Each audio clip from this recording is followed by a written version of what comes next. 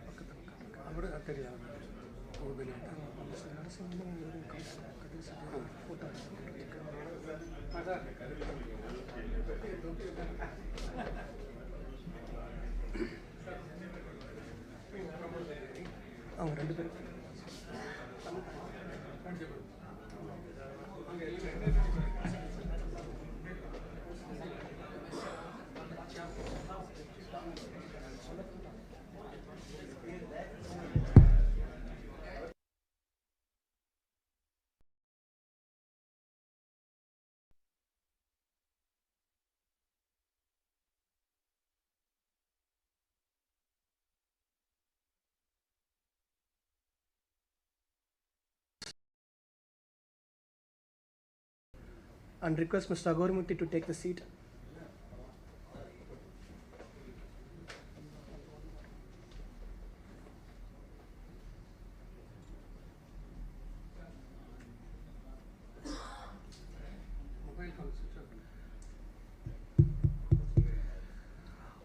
உங்களிடை வந்து உயர்ந்தோர் தொழ விளங்கி எங்கொலி நீர் நாளத்து இருளகற்றும் ஆங்கவற்றுள் மின்னேர் தனியாழி வெங்கதிரோன் ரேனையது தன்னேர் இல்லாத தமிழ். அனைவருக்கும் இனிய மாலை வணக்கம். ஏஸ் அலுமினி ட்ரஸ்டின் இன்றைய சிறப்பு நிகழ்ச்சிக்கு வருகை தந்திருக்கும் மதிப்பிற்குரிய மூத்தோர்கள், சிறப்பு விருந்தினர்கள், முன்னாள் மாணவர்கள் மற்றும் நண்பர்கள் அனைவரையும் அன்புடன் வரவேற்கின்றேன். சிறப்பு விருந்தினராக வந்திருக்கும் திரு மூர்த்தி அவர்களையும் மேடைக்கு வருமாறு அன்புடன் அழைக்கின்றேன். இப்பொழுது இந்த நிகழ்ச்சியை தமிழ்தாய் வாழ்த்துடன் ஆரம்பிக்க இருக்கின்றோம். அனைவரையும் எழுந்து நிற்கும்படி கேட்டுக்கொள்கின்றேன். நீராறும் கடலுடுத்த நிலமடந்தை கெழிலொழுகும் சீராறும் வதனமென திகழ்பரத கண்டமிதில் தெக்கணமும் அதிசிறந்த திராவிடனல் திருநாடும் தக்க சிறு பிறை நுதலும் தரித்தனரும் திலகமுமே அத்திலக வாசனை போல் அனைத்துலகும் இன்பமுற எத்திசையும் புகழ் மணக்க இருந்த பெரும் தமிழனங்கே தமிழனங்கே உன் சீரிழமை திறம் இயந்து செயல் மறந்து வாழ்த்துதுமே வாழ்த்துதுமே வாழ்த்துதுமே. அனைவரும் அமரலாம்.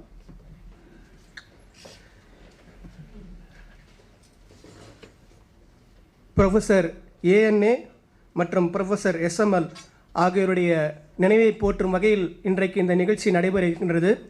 அவர்களுடைய திருவுருவ படத்திற்கு அஞ்சலி செலுத்த வருமாறு நம்முடைய மூத்த மாணவர், நம்முடைய முன்னாள் அண்ணாமலை பல்கலைக்கழக மாணவர் திரு நரசிம்மன் அவர்களை அஞ்சலி செய்யுமாறு அன்புடன் அழைக்கின்றேன்.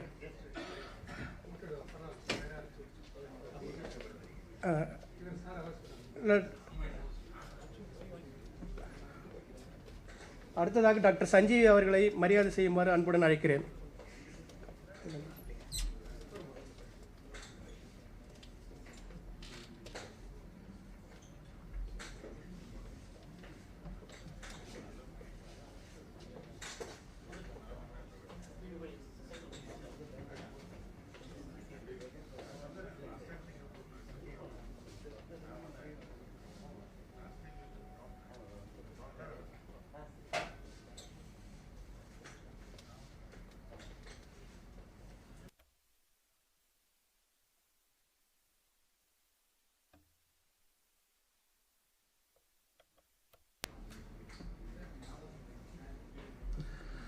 நன்றி. ஊருணி நீர் நிறைந்த உலகவாம் பேரறிவாளன் திரு. ஊருக்கு பயன்படும் ஊருணியைப் போல நம்மால் என்ற உதவிகளை காட்டுவதே மிக சிறந்த செயல் என்று ஐயன் வள்ளுவர் இந்த குறள் மூலம் எடுத்து காட்டியிருக்கின்றார். அத்தகைய ஒரு குறளுக்கு எடுத்துக்காட்டு தான் சீடெக்ஸ் பெட்ரோகெமிக்கல் நிறுவனத்தினுடைய முன்னாள் நிர்வாக இயக்குனர் அவர்கள். அதற்கு ஒரு உதாரணம். திரு இளநகை அவர்களை இங்கு வரவேற்புரை ஆற்றுமாறு அன்புடன் அழைக்கின்றேன்.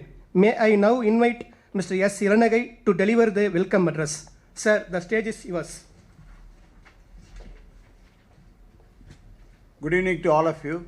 Respected Chief Guest Shyam, my dear friends Sanjeevi, Agora Murthy, Murthy from Singapore, and seniors here, and guest Chemical Industry Association President Venkat, and the only representative from the department, Dr. Mullai. We are happy to have you here. And my dear friends, good evening to all of you. The moment I entered the hall, I saw only the grey hair. I thought, is it a pensioners association or alumni association?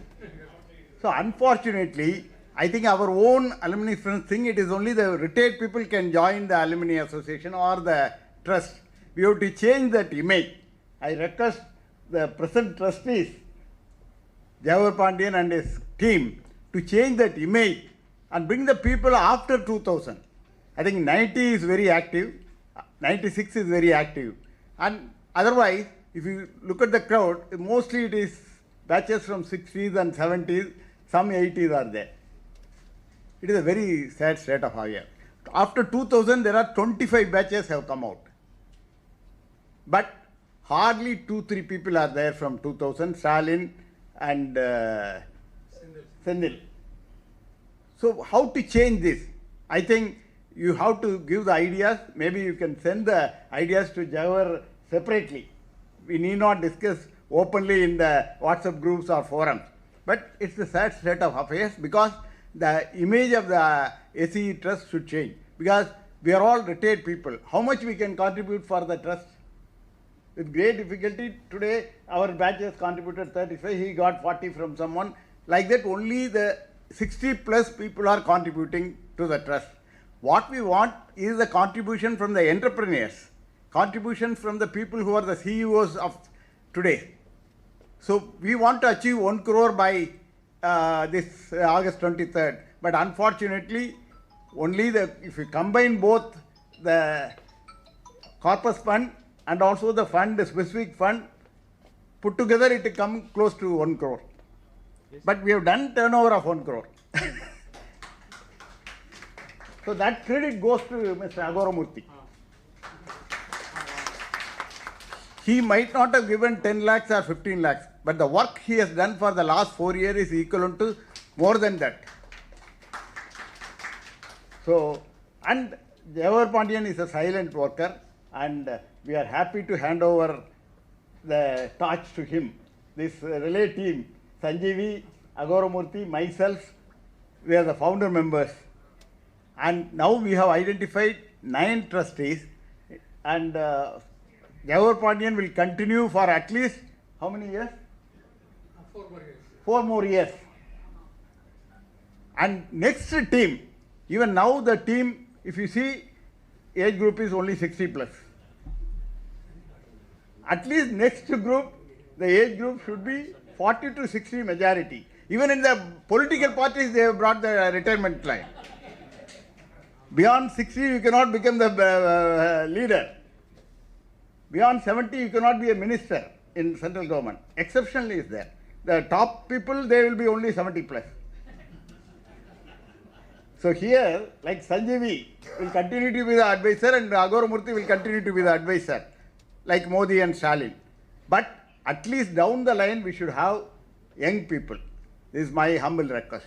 And today, we are celebrating the 4th year.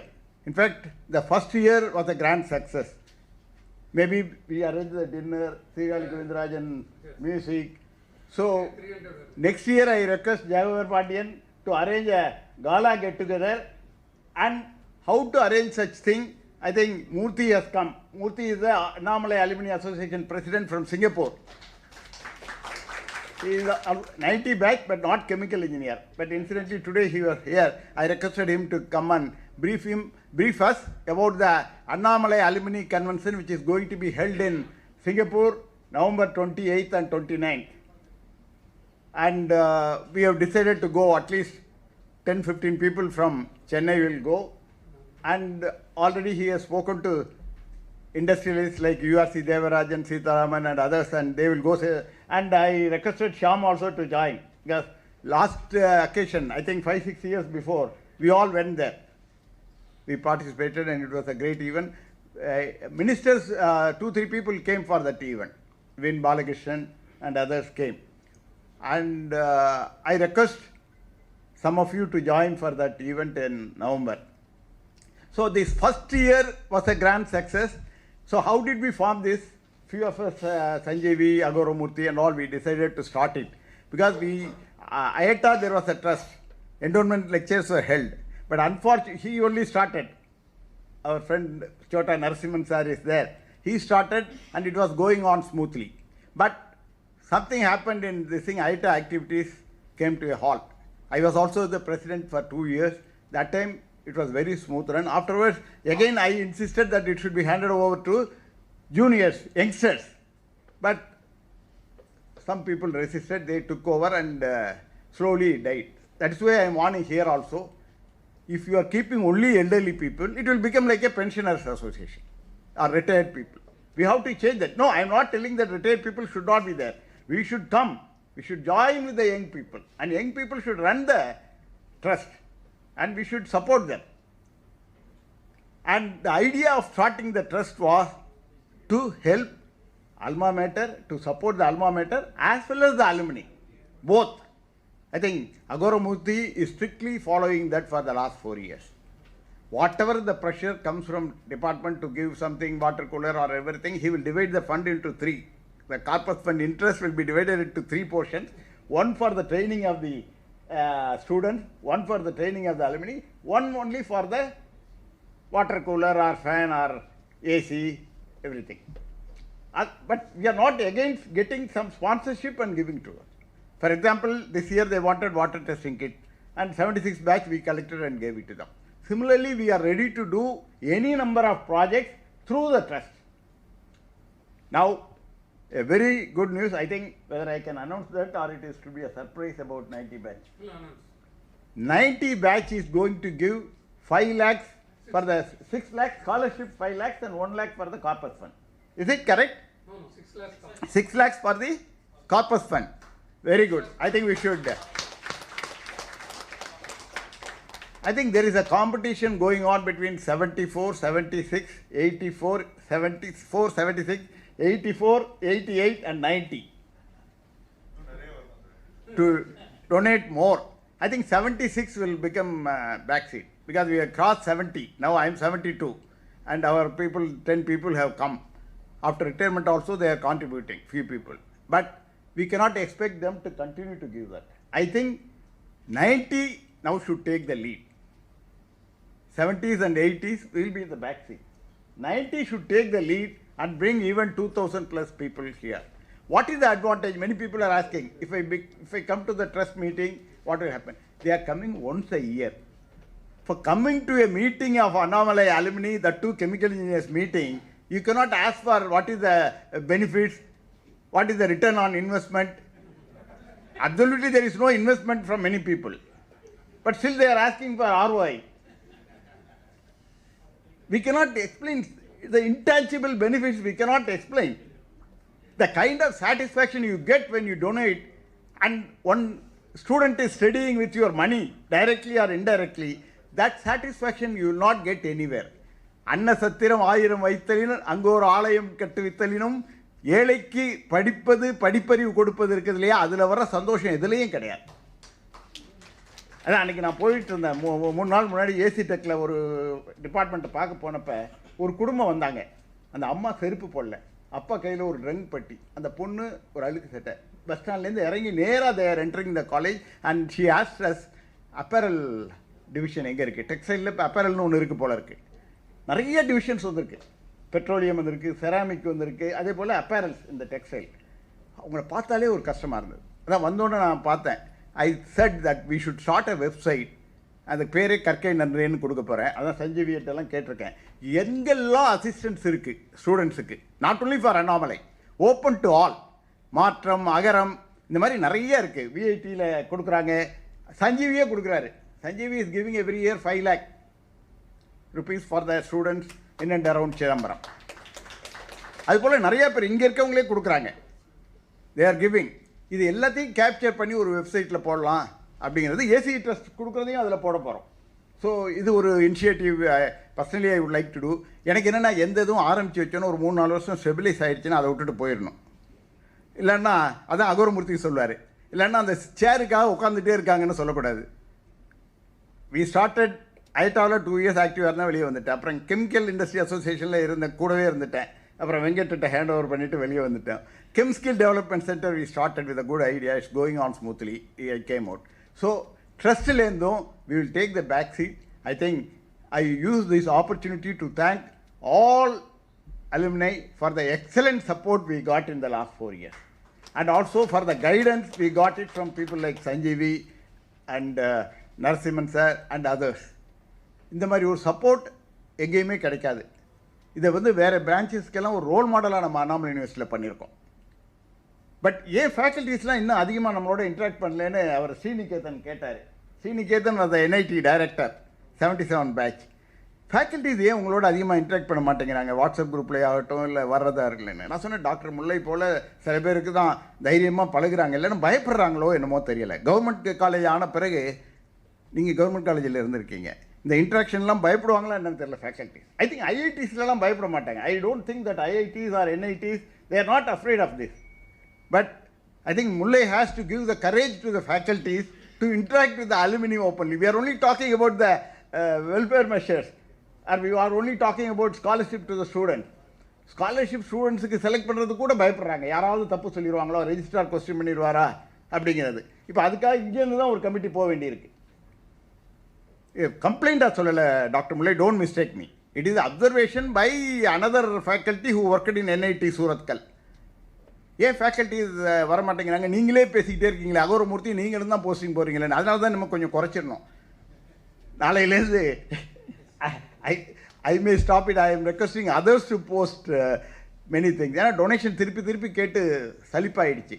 எப்படியாவது 1 crore achieve பண்ணணும்னு பார்த்தோம், எங்கள் term முடிகிறதுக்குள்ளே முடியலை. But I am sure with Jawaharlal Pandian as a management trustee, we will achieve this. And I also welcome Shyam's mother for gracing the occasion. And I also welcome Dr. Kadir Viswalingam, who is a former professor of Anna University and who has printed the book on SML and brought it here, and it will be released by him. And we thank everybody who supported for this event. And with these few words, I once again thank Agoramurthy for the opportunity given to me, and also the opportunity to work with him for the last 4 years. Very pleasant experience. He is one person who wants to calculate even 1 paisa account. He should be the right person for the Tamil Nadu government advisor. The way they are spending cars or this thing and all, he will question immediately. He should be the person to guide them to make the revenue more, and he will say only from the interest you should spend, how to reduce the loan. He is a chemical engineer turned finance. The beauty is, you see, both of them, and he also. Sanjeevi, many people may not know, he is a gold medalist of 74 batch. He was the Mafatral CEO. He started a own company, E-Logistics. He was the CEO of Makkal TV for some 2 years, 3 years. Changed the line to E-Logistics. He changed the line to investment banker in Kuwait. Shyam also like that. Chemical engineers, they changed their line. I think that is why they were successful. Otherwise, my friends, all of them, they retired as GM of, they have come GM SAIL, GM Indian Oil, and scientists in Baba, GM Akima, GM Vice President SR, all they achieved the thing. But the people who change the line, கொஞ்சம் வளப்பமாகவும் இருக்க முடியுது, இல்லைன்னா அது ஒரு salary கிளாஸாக போயிருக்கும். யாரெல்லாம் என்டர்பிரினியராக போனாங்களோ, the challenges, I also like it. 2004 வரை 2002 வரைக்கும் he was an employee. Indian ஆயிலேருந்து கெம்ப்ளாஸ்லேருந்து இந்தியன் ஆயில் நாகார்ஜுனா போயிட்டு, நாகார்ஜுனா வந்து வராதுன்னு தெரிஞ்சோன்னே அவர் Sham Sundar MD joined Reliance. He said there are 2 chances. One, you join with me in Reliance, otherwise CTEX is available for sale. Take over and run. தள்ளி விட்டார். Push me really to become an entrepreneur. அது ஒரு 1 year, 1.5 years struggle பண்ணி தான் CTEX I took over it from RP Goenka. 22 years I was running it. Now I am happily I retired. My successor Balu 96 batch is here. He is the director CTEX Petrochemical. He has come. Why I am telling, had I continued in Indian Oil, I would have retired with some 2-3 crores with PF and gratuity, leave encashment, all these things, and calculate it and this thing. As an entrepreneur, I am very happy. If not, I could have earned 250 crores. I didn't earn even 25 crores, forget it. But very comfortable retirement life I could get it because of the challenge I took as an entrepreneur. So how to encourage our young alumni to become entrepreneur? This is another area which we have to think. Because the job satisfaction may be there in the companies, but after retirement, they are finding it difficult. Particularly for chemical engineers, no pension.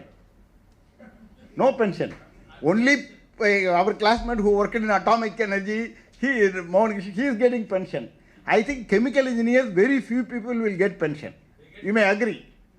They get tension. Tension. So that is why Shyam's advice we have to listen.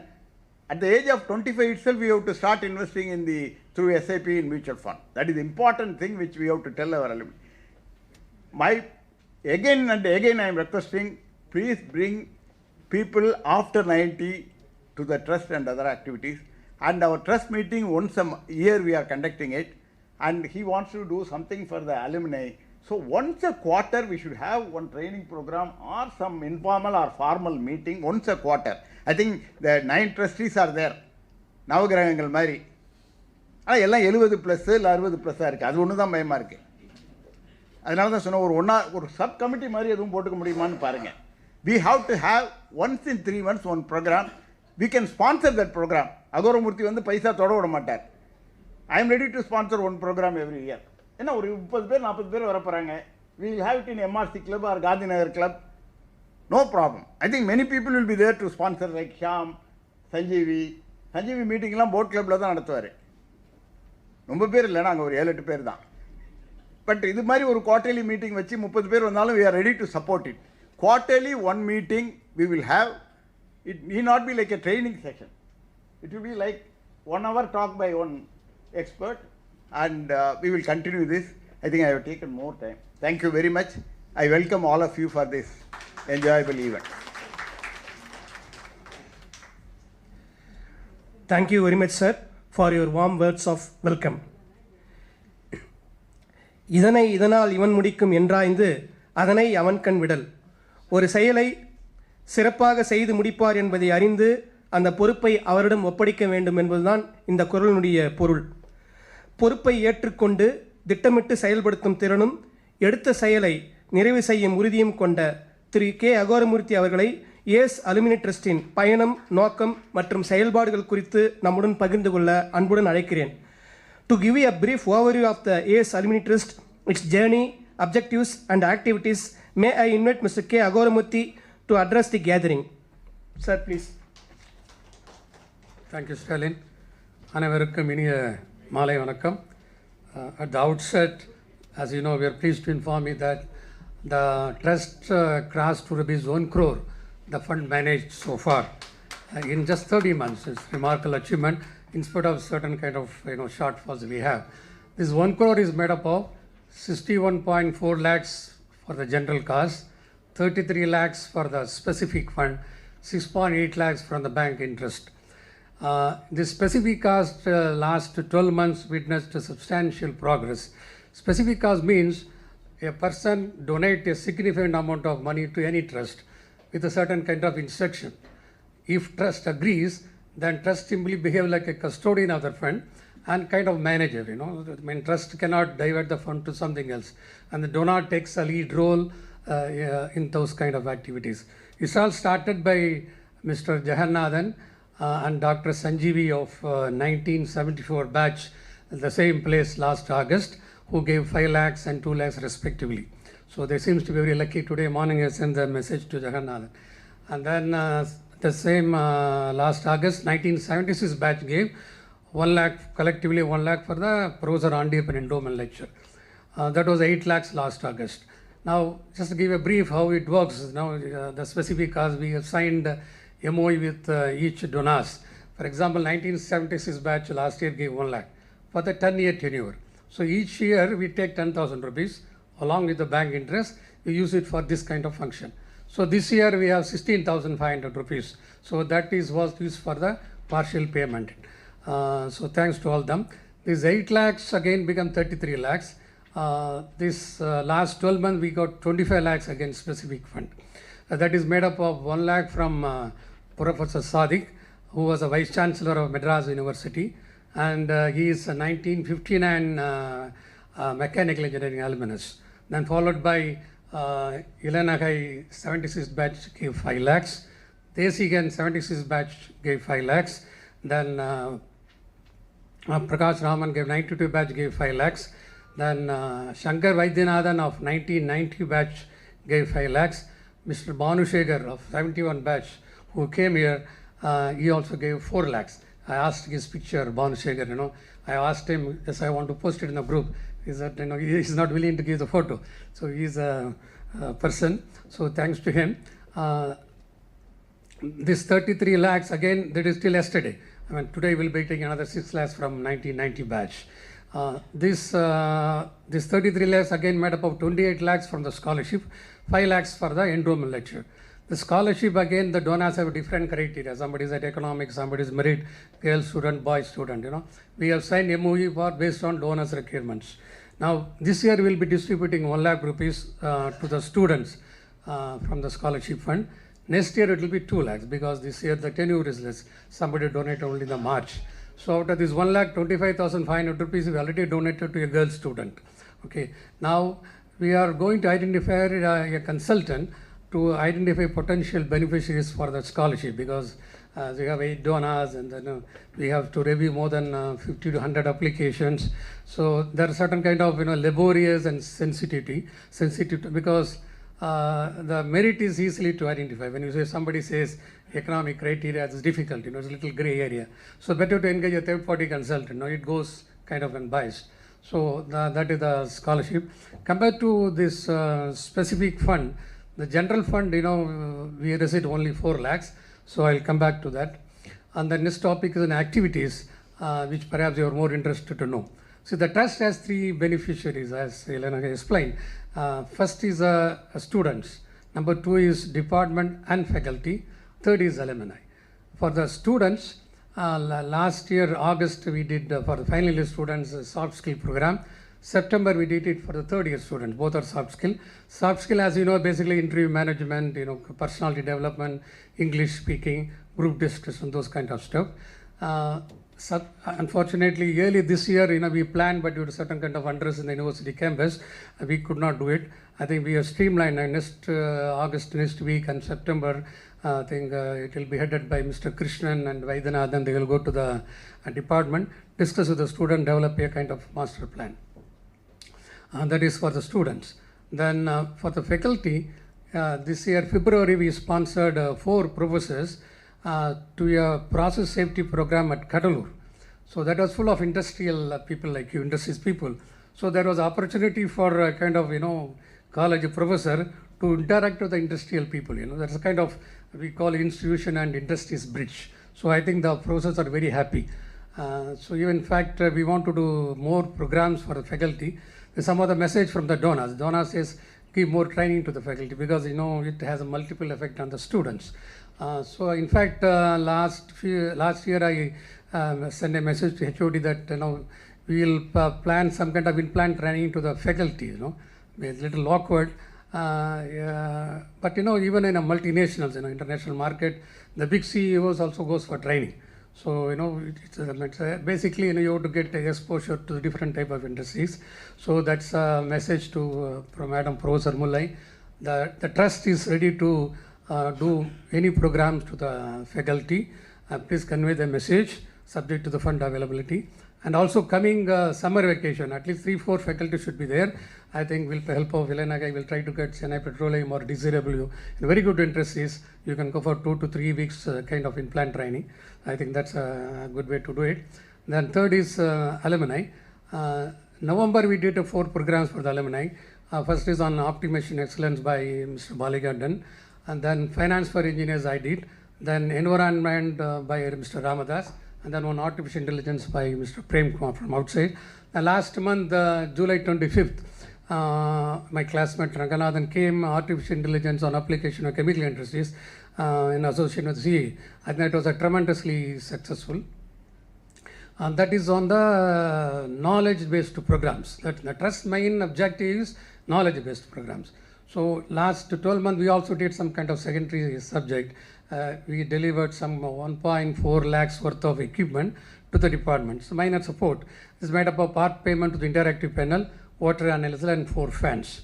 Then in addition, 2024, if you remember, department conducted Jubilee at the university campus. Due to certain internal reason, they asked the trust to use our trust accounts basically. So trust basically received the money and distribute to the raise contract and server vendors as per the department advice. At the end of September, when we concluded the accounts, we had 4.5 lakh surplus fund. So the auditor said, hold on, don't release it because in its little gray area, because we just only a few months baby at the time, and then we did it 20 lakhs worth of Jubilee function. Whether Jubilee could be classified as entertainment or a charity, it's a little doubtful. So we put the money in the fixed deposit. So we successfully got income tax approval for that financial year. Then 4.5 lakhs, along with the bank interest, 4.7 lakhs given back to the department from September 25 to March 26. So everything is given, nothing is spending from outside. So that's a message. Then next on the finance. So we have till July last month, we 101 lakhs fund so far. We have fixed costs basically nothing. We have one Mr. Vijay Kumar, you must be knowing. He's very dynamic person. We have only part-time accountant. And in fact, we don't have any office. We were using our friend CA office across the road, and some of they shifted the premises. Now we have no place to meet. So fortunately, again CA came to our help, and Mr. Hari, Vice President of CA, gave some kind of table space to keep our laptop and files, obviously free of cost. Then the 61.4 lakhs which came to the general fund, that is made up of 54.4 lakhs we put it in fixed deposit, 3.5 lakhs we have a cash in hand for the working capital, 3.4 lakhs cumulatively gone for the administration expenses. So we have been appealing to you, myself and Elena Gai, to increase this 54.4 lakhs to the 1 crore. It's difficult, very awkward to keep on asking, but we have no option because I put 1 crore. At the today bank interest, I'll get a 6 lakhs per year. So fixed cost goes for 1 lakhs per year. So I have a net of 5 lakhs in our hand. So that will be minimum requirement to do all kind of these services. So so I request to all the donor whoever listening, it's now this is on online. It's from US to Singapore. Many people are viewing this. So I request to all of them to consider this. To hopefully at least by next year we should have the general fund to 54 lakhs to 1 crore. That's a minimum economic fund size, you know that. Then on the management topic, last August we said all trustees would resign. We kept our promises, so we all resigned. Okay, though the tenure was 4 years, we all resigned in 2 years, due to certain reasons. So the new trustees came. The new trustees selected very carefully. And also there was one issue, kind of informal understanding. Whoever gave 1 lakh rupees would make them as a trustee. So we could not induct them as a trustee at that time because it cannot be at any point of time. So we waited for this 2-year tenure. And whoever gave 1 lakh rupees, then 2 guys, gentlemen, became a trustee. And then we also want the trustees to be based in Chennai, to various administrative reasons, You have to keep on signing various documents. So we asked those gentlemen who live outside Chennai whether they can nominate their classmates. So they discussed among their classmates, they nominated their classmates. That's why we have 9 trustees now. If we can just pick up the name, it started from 1974 batch Mr. Rajendran, and then 76 Ramadas, 77 Nammadwar is not come today, then 78 Manoharan is here, then 80 Srinivasan is here, then 84 is Jagar Pandyan is the managing trustee. Then 88 Kasi Vishwanathan also is not come today. 88 batch used to give a fantastic support. In 20, 23, 30 people came. So there are great support to us. Then 88 Kasi Vishwanathan, 90 our friend Krishnan, 96 Vaidyanathan, you could not come. All the gentlemen are really great. Great people. If I can pick up some information. Our Rajendran worked as the Chief General Manager of Hindustan Petroleum and retired just. And then we have Namar Roar, a CEO, retired. Kasi Vishwanathan, you know him, he retired as a General Manager. So, and then if there are few trustees have a direct experience on trust and NGOs. We have a Christian, is kind of operating a Sabha at Perambur. And then we have a Ramadas, he was associate president of Marius environmental thing. And Vaidyanathan Family Trust own and operate couple of schools at, so he is Mr. Hari, who is the vice president of CA. He's helped us office space. So they are all great gentlemen. They have collectively 300 years of experience. Okay, I think they believe they can do wonderful job. I can believe. Now, only thing is myself and Elena Gai, as he said, we are still hanging and hope they will relieve us shortly and totally. Okay, and then and then on the kind of governance point of view. So what we did, I think I request you to listen carefully because the legal thing is supreme. If somebody might have attended board meetings, and board meetings, when somebody talks about the legal issue, it overrules all technical, marketing, finance, everything. So legal is come supreme. So what we made a trust amendment in sub-registrar office. It was a Herculean task. Jawahar Pandya knows he was running 4 months here and there. So it made up of kind of 4 major points. First point we made, only alumni of our department should be a trustee. So the reason is it's a public charitable trust.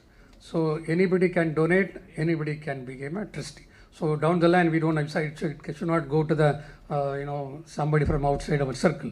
So we made a board kind of amendment. So that's a legal one. Another thing is on corporate governance. We made the corpus fund should be intact and preserved, and no borrowing based on the corpus fund. Only bank interest should be used for services, and then nationalized bank. So the reason is trust is like a company. Okay, it can borrow money, lend money, pledge assets, sell the assets, somebody down the line after 10 years, show the fixed deposit and take some money and then do something else. So we plugged all those chances. Okay, it made it very, very safe. So also we said one more class that whoever donates for a specific cause, like 90 batch, who have been earlier, those fund, actually we have signed MOU with each people. It's a kind of semi-legal document. Those fund cannot be used for something else. For example, 90 batch gives for certain kind of scholarship. We cannot use it for endowment lecture, though it's all belong to the department. We cannot do it for the programs. So that's a specific cause. Media generally understood. We also made as a board amendment. So that's kind of comfort to those people whoever gives money. Then on the future scenario, for the students, we'll be doing the master plan. I think our trustees are going there and to the department to develop a master plan. For the alumni, most likely we will be joining with a company like CIA because we cannot do it alone. The economic size doesn't permit. And then another important thing is the CSR, that is called corporate social responsibility. See, we'll be applying for CSR fund by May 2027 next year. That means they need the 3-year audited accounts, and then hopefully by August 27 next year, we'll have a CSR eligibility certificate. CSR, as you know that, company with certain kind of criteria, turnover and all, 2% of the net profit should be given for certain social service. That's a kind of central or union government rule. Now, as per some certain statistics, 40,000 crore spent in all India basis through trust by the companies. Tamil Nadu alone, 2,000 crores. After that, education tops the list, 1/3, and then followed by healthcare. That means Tamil Nadu alone every year spends 500 to 600 crores through the trust, and this fund is given by the companies. So there is an undercurrent actually. There are some companies have their own trust, Reliance and everybody has their own trust, TVS Group, certain obvious reasons. But even out of 500 crores, 100 crores should be available to people like us. So we are going to target only few lakhs out of it. So we already talked to the couple of consultants, companies also looking for a good trust. It's the other way around, not all trusts are good. Because when a company gives money to a trust or an NGO, you spend the money and they have to get back a document and they have to put it in the annual reports. So it should be totally perfect. So they're also looking for good trust. So hopefully we will be applying it, getting it. Already a couple of our own alumni, like Prakash Raman said, they will give a few lakhs. For the department, basically also need kind of infrastructure support that may run few lakhs. From the trust, unfortunately, we cannot give more fund except 1 or 2 lakhs here and there. But I believe by next year onwards, 2027 and 28, I am confident we will be getting at least 5 lakhs to start with, 5 to 10 lakhs from the CSR fund. Okay, then if you perform well, I think we get a lot of money, 10 lakhs, 20 lakhs, we can get from all India base. Any company can give. It's nothing to do with alumni. So that's a message. I believe the future is very good. I end up with a kind of spiritual note. There are 2 types of dhanam we call, One is giving money to the known people. When you give to the known, you always expect something. The second supreme thing is you give to the money, and then when you give to the unknown people, you cannot expect anything because you don't know them. So the trustee, we belong to that supreme category. You give the money and then you go away. We also conduct a program for the students. We don't know actually who are the students. They graduate and go out. So we all belong to the supreme category. So even religious point of view, it is very good. So please help us to perform better. Thank you very much.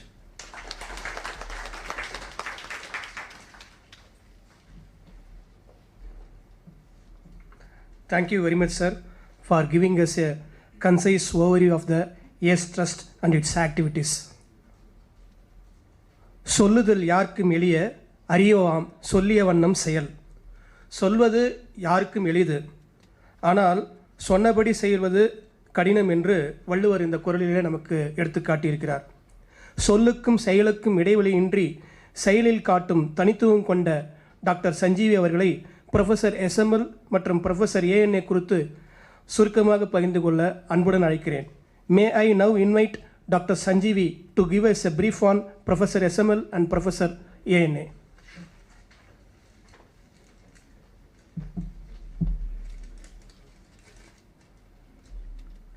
Thank you for giving me this opportunity. I have to do a lot of homework, talk to many people to collect information on SML and ANA. These SMA and ANA, SML and ANA, 6 letters. I think first of all it has to be written in gold in the department actually. SML was the HOD for 17 or 18 years, the longest, and second was ANA for about 11 to 12 years actually. We nowadays talk about global managers, global citizens.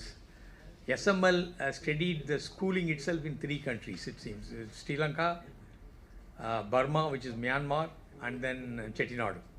Then he went to Andhra where he did his pharmaceutical industry.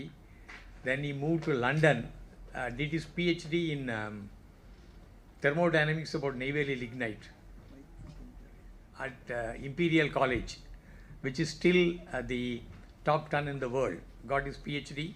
There he was called Lucky because they found it difficult to pronounce Lakshman. And when he came back, he wrote a book in Tamil, London in Lucky, which of course I do not get a copy of that. Maybe his daughters or grandchildren might be having it. And I was involved more in the pilot project which SML started in chemical engineering to make copper sulfate from chalcopyrite ore. I think somebody has written in the memories book also. I was managing one shift. We are 3 of us. So when you're working in the shift at 7:30 in the night, suddenly the fluidized bed reactor, it's an exothermic reaction, suddenly it become orange, overheated actually. We were all panicky. We don't know whether to sit in the ground floor, the last room on the left hand side, or run out of the chemical engineering building. Then we, of course, fortunately we went to the room and called the landline of SML. Sir, the whole reactor is about to melt. He said, hey, shut off the inlet valve, automatically the reaction will stop. Such a simple one, he coolly said. We went back and I think myself and Sendilnathan and one more Raman. Three were in that batch. We shut off that inlet wall. In about 1 or 2 hours, the entire reactor has cooled down. That's a great experience we had. And the SML used to be very calm. He was not agitated. I think he was expecting these kind of things will always take place. Now, I happened to be the Secretary of Technology Association, not because I voted, but if you get the first rank in the 4th year, you automatically become the secretary. I used to go to his house and always welcome with a good coffee. That office boy who used to sit in his house will always bring a cup of coffee. There are maybe some days when I feel hungry, I used to get into his house, which is in the main road, and have the coffee. And in 73 summer, after finishing my 4th year, he sent a word that I should go and meet him in summer vacation actually, before the college started. So I went to his house. He was so nice to receive me. Hey, congratulations, I want to give you lunch today. I said, Enna sir, Visesham Abdina. You've taken 130 and 130 in 3 subjects, which is thermodynamics, stoichiometry, and fluid mechanics, I think. No, it's all forgotten. I even don't know Reynolds' number now. So it was great, and he gave me a good lunch. And he said, it should not get into your head. I want you to get good marks in the final year also. You will have a lot of activities as secretary, but don't miss it out. He's such a nice person to send somebody to catch me and get me. I have written in my autobiography also about this incident. Those days, once I requested the library keys, sir, we could not read outside. I want to give the library, want to take the library key, and few of us wanted to read. He immediately gave the library key actually. We went and opened. You know what we used to do? The main library, many people used to steal books, but I think chemical engineers, we did not steal any books from the library. The project report was taken from the loft. I don't know whether it is still kept in the loft. There were 6-7 guys came, took that old project reports, which was about to be thrown into dustbin. And then fortunately we locked it up. Nobody took the books and then gave it to SML. He used to trust students to that level actually. Simple, unassuming, kind to students. There was one guy told me when I spoke to some friends, SML has allowed I think you have to, if you want to apply for a bank loan or something, you have to get his signature. So he got his signature and got the loan. Then he has to apply for a scholarship. SML secretary said no, SML won't sign. Fortunately, this particular guy went to his house and got his signature and got the scholarship also. SML said, don't worry about it, I will sign and clear it. That's the kind of support he used to give to students. And early in 1984, when I was working in Hindustan Lever as systems manager, my native place is Chidambaram, nearby village, with about 40 families still there, intact. I went and met SML in his house. And I said, what are you doing? He asked me, I said, I'm working as systems manager in Hindustan Lever. He spoke about hardware, software. Many of you know we had only 64K main memory and 8-inch floppy drive, and 5 1/4 inch was just getting introduced. He collected everything, what is the operating system and all, and then what are the good books. I was wondering why this gentleman is asking all. He said, now I have started a computer training center in Chidambaram. He had that kind of foresight. And he also told me I went to USA to buy computers because nobody was in a position to get in Chidambaram. He went, got some hardware, and I think cleared through customs and all, and set up the training center. Because he wanted me to come again and again, which I could not do. And then of course I spoke to him. One important thing we did in my testimonial, we used to madly go after professors to get testimonial. Last day, you don't know where it's going to be used or not. He wrote, he will be an asset to any organization. Somehow that word got hard-coded in my mind. Really, wherever I go, I ensure the SML's words are safeguarded, that you should work as an asset to the organization. I think that has come from these great people. I think if he had lived, it would be 107 years. I think long live his memories. I was given only 5 minutes. I requested them to give me 7 minutes. Now about Professor Andiyappan.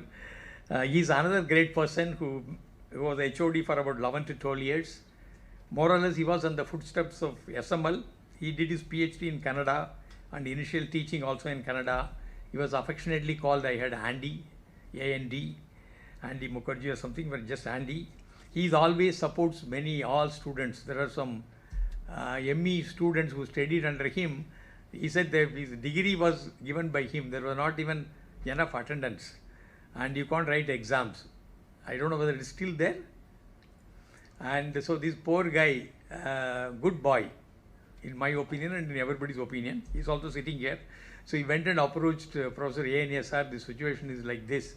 Then he went and ticked, and he suddenly found, hey, you bunked my classes also. What has happened to you? But still he allowed him to write the exam, and he completed his ME.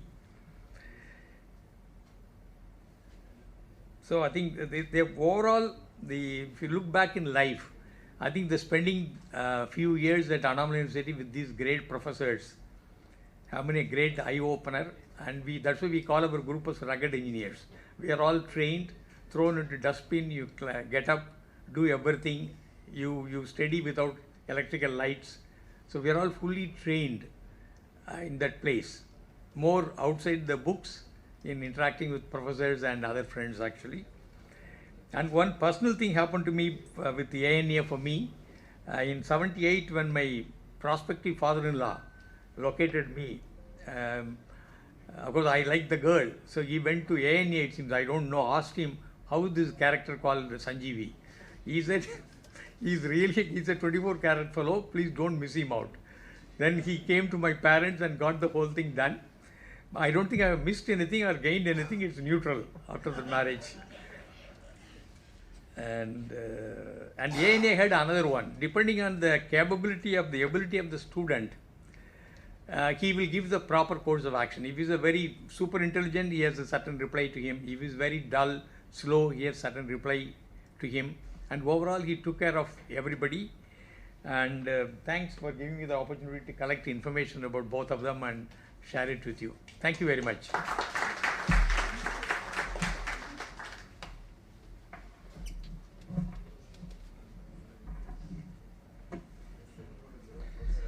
Thank you very much, sir, for sharing your memories with Professor A.N.A. and Professor S.M.L. ஒரு மனிதரின் சிந்தனையும் அனுபவம் எழுத்தாக பதிவாக செய்யப்படும் போது அது அடுத்த தலைமுறைக்கும் பயனளிக்கும் அறிவு செல்வமாகிறது. இப்பொழுது நாம் நிகழ்ச்சியினுடைய அடுத்த கட்டத்திற்கு நகர்கின்றோம். We now move to the release of the book on Professor S.M.L. May I request Dr. Kadir Viswalingam, former professor of Anna University, to release the book on late Professor S.M.L. I request Mr. S. Venkataraghavan, President, Chemical Industries Association, and Dr. Mullai, Professor, Chemical Engineering Department, Annamalai University, to come on stage and receive the copy of the books. Sir.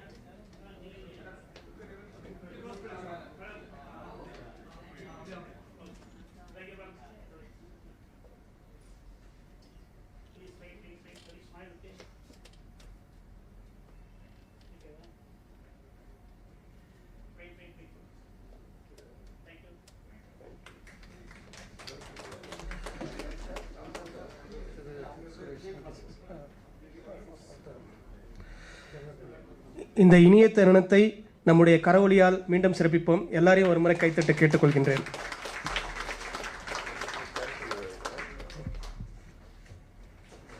அனைவருக்கும் வணக்கம்.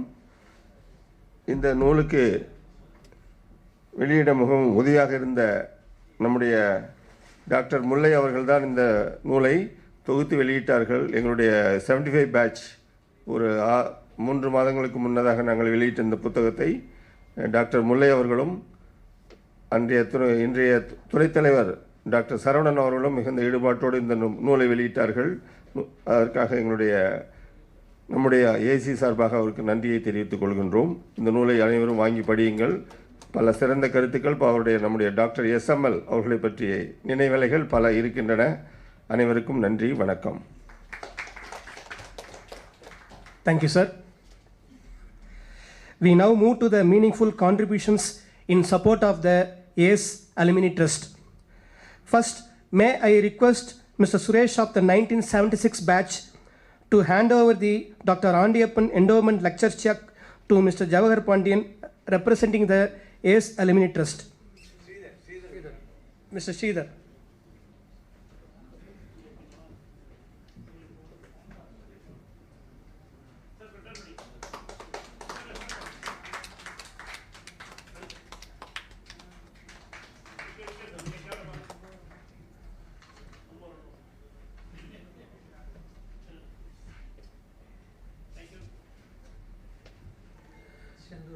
Thank you, sir, for this valuable contribution and support.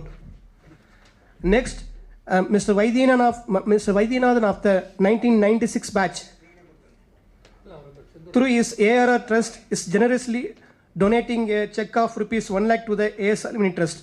As Mr. Vaidyanathan is currently traveling, I request Mr. Sendur Rajan to hand over this check on behalf of Mr. Vaidyanathan.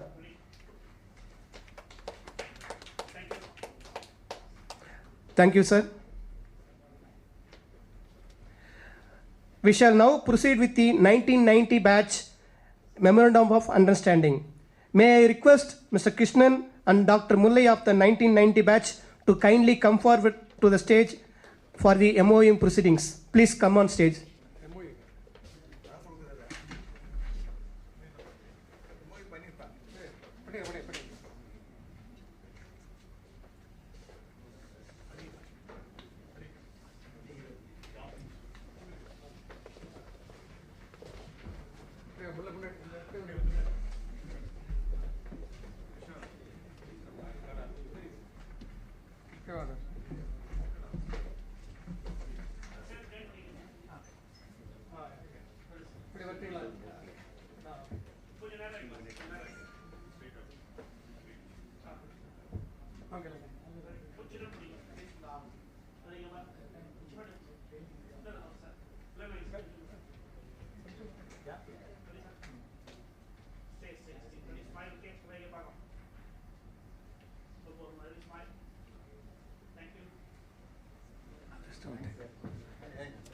I'll just take 1 minute.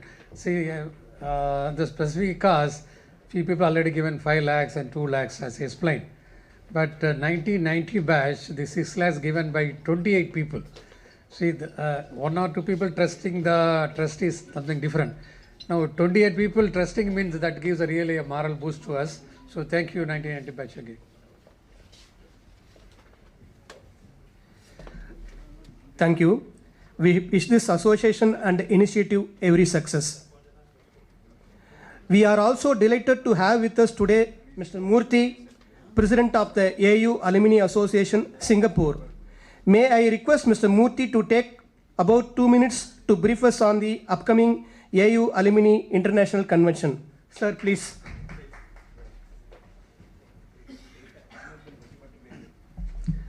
அனைவருக்கும் வணக்கம்.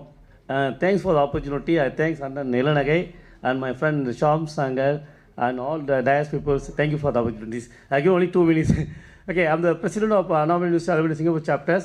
சிங்கப்பூரில் வந்து பார்த்திங்கன்னா நம்ம alumni வந்து 1994 ஆரம்பித்தோம். 25 years silver jubilee celebrated last year 2 years before. இப்போ வந்து நெக்ஸ்ட் இயர் இந்த இயர் வந்து November 28, 29 வந்து we are planning to organize an international conference which has been scheduled on November 28, 29, 2 days. So I'm requesting all our alumni people, friends are joining to join the conference. So இந்த 2 நாளைக்கு வந்து பார்த்திங்கன்னா என்ன பெனிஃபிட்னு பார்த்தீங்கன்னா வந்து we are expecting 15 speakers, 5 speakers from India, 5 keynote speakers from Singapore, 5 speakers from other than Singapore and India. That means UAE 2 speakers, US 1 speaker, and Australia and New Zealand 1 speakers, and Southeast Asia from 1 speakers. So அதில் வந்து பார்த்தீங்கன்னா வந்து ஒரு first day வந்து ஒரு half day event morning afternoon 2 o'clock ஆரம்பித்து ஒரு 3 o'clock 2 to 5 வந்து இனாகுரேஷன்ஸ், 5 to 6:30 வந்து டின்னர், 7 to 10 வந்து ஃபேமிலி நைட்ஸு, நம்மளுடைய குழந்தைங்களோட ஃபேமிலி டேலண்ட் ஸ்டேஜ் பண்ணுறதுக்காண்டி ஒரு ஈவெண்ட்டு. நெக்ஸ்ட் டே வந்து ரியல் கான்ஃபரன்ஸ், மார்னிங் ஒரு 4 செஷன், ஆஃப்டர்நூன் 3 செஷன்ஸ். ஒரு பேனலில் வந்து ஒரு 3 ஸ்பீக்கர், ஒரு moderator. So they will be giving different field. So I approach URC Devarajan sir. He has consented, definitely is coming. And yesterday I met super auto coach Mr. Sitaraman sir. அவரும் ஒரு 3 நாளில் சொல்கிறேன்னு சொல்லியிருக்காரு. அப்புறம் அவங்க 1981 batch 80 batch Veerappan வராரு, அவரும் confirm பண்ணிட்டாரு. I also giving some financial sponsor. So இங்கே வந்து இளநகை எனக்கு விட்டுருக்கேன், அவர் Shyam. So I am requesting everyone. அவர் நரசிம்மன் இருக்கார், அவர் எப்போவுமே எனக்கு மெயில் பண்ணிட்டே இருப்பார். வந்து இஸ் அவர் சீனியர் மென்டர். அவர் சிங்கப்பூர் பாஸ் பண்ணும்போதுலாம் அவர் மெயில் அடிச்சுட்டாரு. அவருக்கு தெரியுதான்னு தெரில, அவர்கிட்ட வந்து 25 years தான் கனெக்ஷனில் இருக்கார். ஸோ அது மாதிரி நீங்கள் எல்லோரும் வாங்க. அவர் என்ன பெனிஃபிட்னா 2 டேஸ்க்கு வந்து நான் வந்து வி ஆர்கனைஸ் 4-star ஹோட்டல். ஹோட்டலில் வந்து பார்த்தீங்கன்னா ஒரு நாளைக்கு ஸ்டே வந்து $300. So the hotel belongs to my boss, which is a 4-star Archer Road. So I spoke to my boss to give a concessionary price. He is given discount for 50%. So 2 டேஸ்க்கு வந்து $600க்கு $300 பண்ணால் போதும். So உங்களுக்கு வந்து அந்த ஒரு benefit. மொத்த செலவு வந்து 1 lakh 1%, $90,000 தான் வருது. நாங்கள் கனெக்ட் பண்ணோம். 2 and 4 ஃப்ளைட்டுக்கு வந்து 40,000. அது கூட வந்து பேண்டியன் ரோடில் வந்து நம்ம ஃப்ரெண்டு ஒருத்தர் வந்து ட்ராவல்ஸ் வச்சுருக்காரு, அவர்கிட்ட பேசிட்டேன். 37,000 to 40,000 ரூபீஸில் வந்து 2 and 4. ப்ளஸ் அங்கே கான்ஃபரன்ஸுக்கு வந்து $600 வந்து ஒரு ஃபேமிலிக்கு, அவ்வளோதான் 2 டேஸ்க்கு. ஸோ மேக்ஸிமம் பார்த்தீங்கன்னா அப்புறம் வந்து 3 days டூர் போடுறோம் மலேசியாவுக்கு. அது அண்ணன் இல்லைங்க தான் சொன்னார். ஸோ அது வந்து பேஸ் பண்ணி 3 days டூர், அதுவும் சேர்த்தா 1 lakh. ஸோ அது 3 days டூர் வந்து ஆமாம் எல்லாம் சேர்த்து மலேசியா டூர் சேர்த்து. இங்கே சென்னையிலேருந்து எப்படி பிளான் பண்ணுறோம், 27th November நைட்டு கிளம்புற மாதிரி, 28th மார்னிங் லேண்ட் ஆகிடுவீங்க. 28th நேராக ஹோட்டலில் வந்து stay. 28th conference, 29th conference.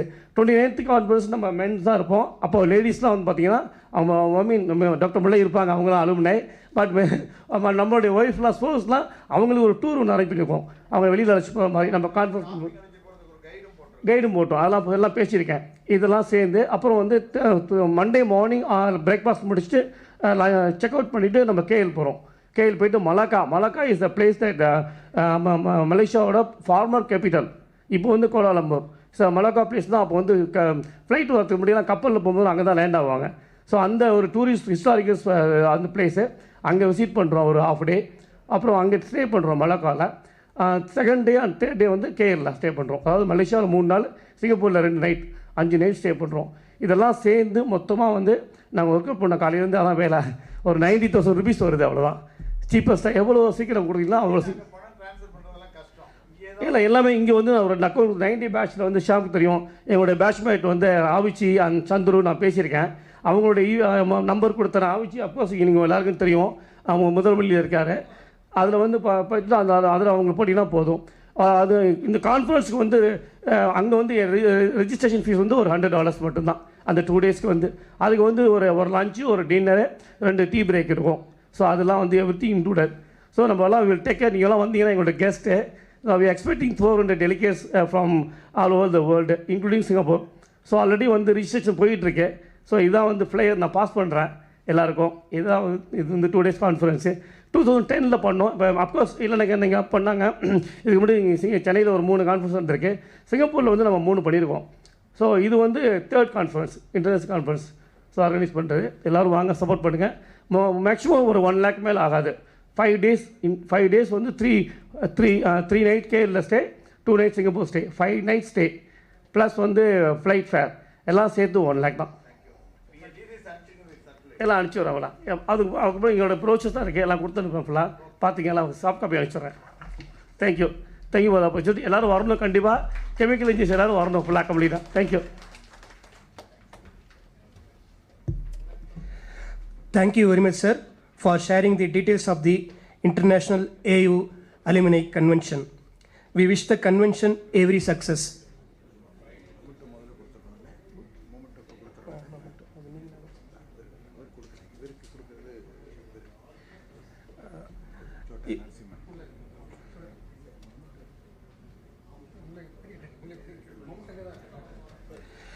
May I request Dr. Mullai, Professor, Department of Chemical Engineering, Annamalai University, to read out the HOD message.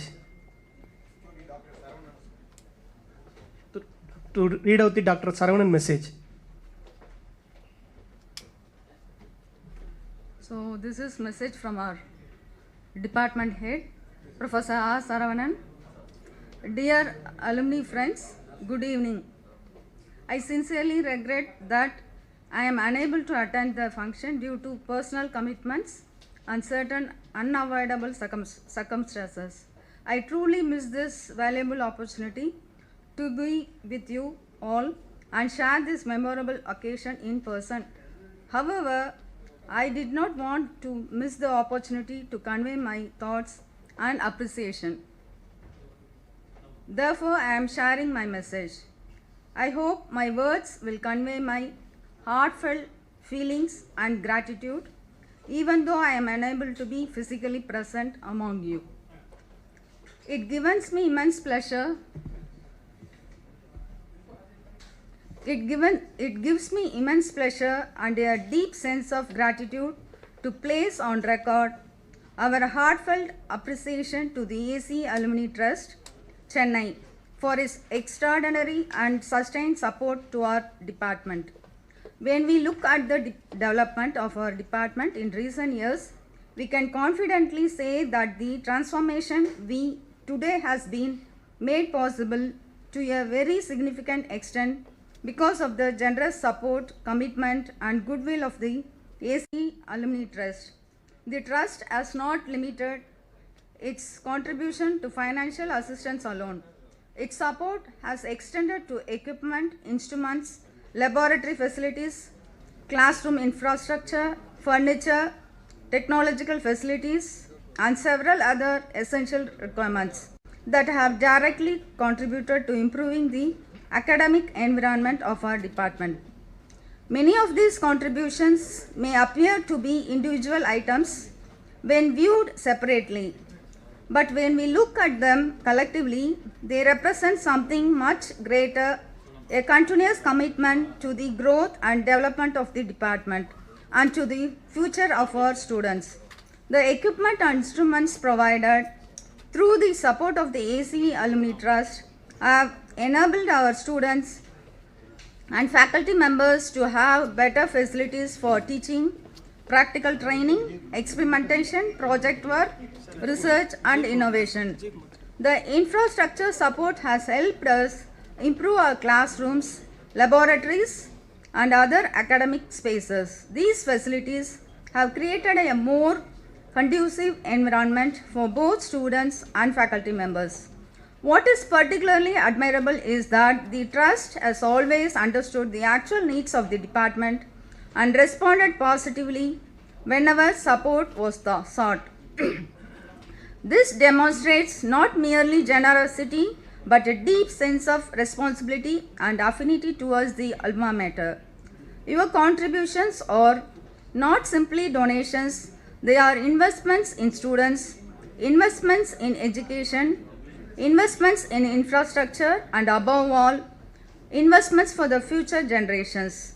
Today, when we see our department progressing in terms of infrastructure, laboratory facilities, academic activities, student development and industry-oriented learning, your support has also given us confidence. Whenever we undertake a new initiative, we know that our alumni are understanding behind us. That confidence itself is a great source of strength for the department. More importantly, your contributions have a direct impact on our students, which we witness every day here when students use these facilities. Therefore, on behalf of the Department of Chemical Engineering, I place on record our deepest appreciation and sincere gratitude to the office bearers, members, donors, and well-wishers of the AC Alumni Trust. I would also like to assure you that every contribution made by the AC Alumni Trust will be utilized responsibly, purposefully, and primarily for the benefit of our students and the advancement of the department. We look forward to your continued association and support in years to come.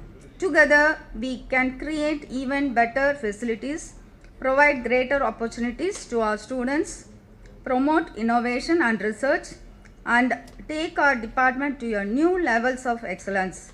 Once again, I extend my deepest thanks to the alumni, the department. Consider you as all our extended family. Thank you very much. Thank you, one and all. Thank you. Thank you, ma'am.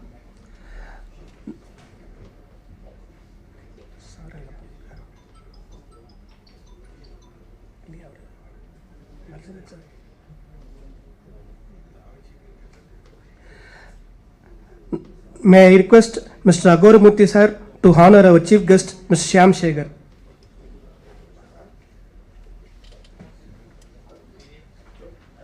Sorry, I request Mr. Chota Narasimhan sir to honor our chief guest.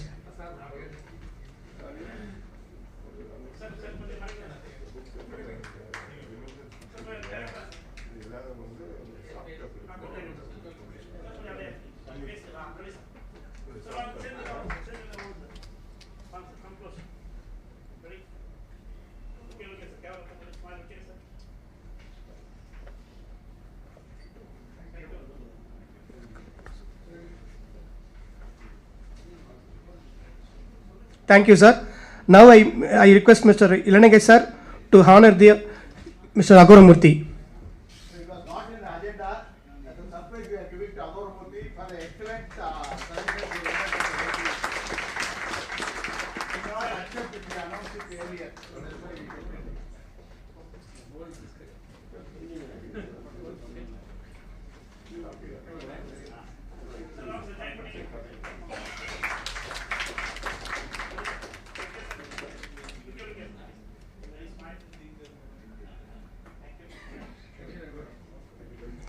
Thank you sir.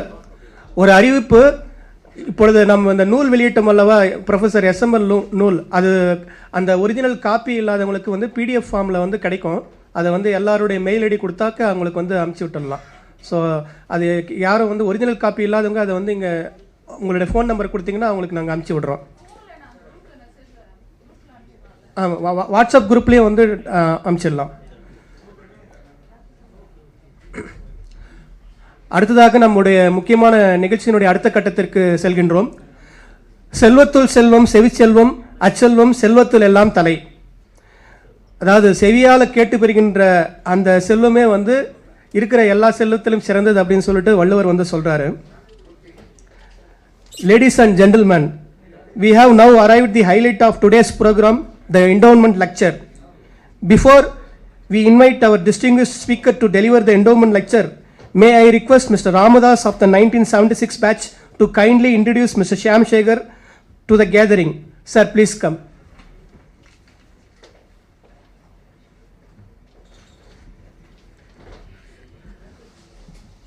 Good evening to all of you. I am Ramadas, 1976 batch. See, from the chemical engineering to financial area expert, Mr. Shyam Shekhar. As one of the speakers was mentioning, those who have changed from chemical engineering field to some other field were successful. So, normally we were all technically sound people. Financially we are all weak. I am supposed to be weak.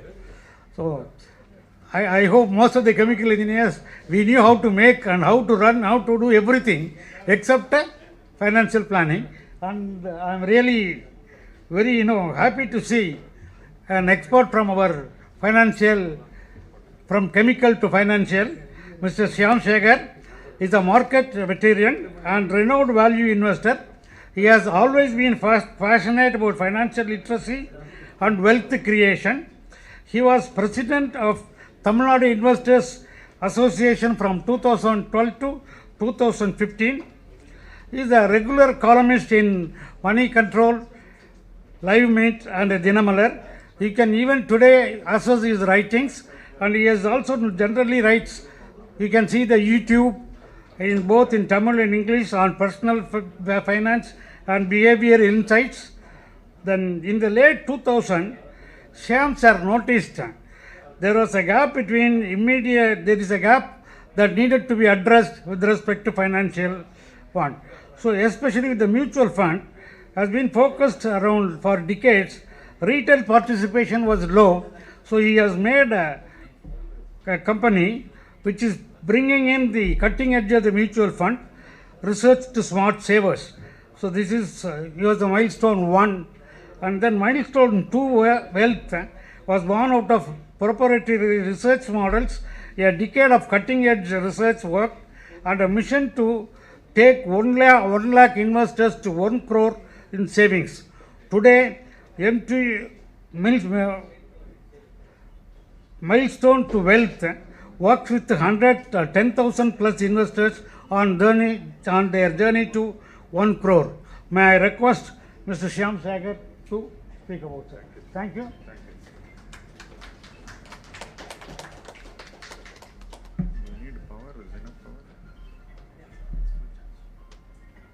Connection to this cable.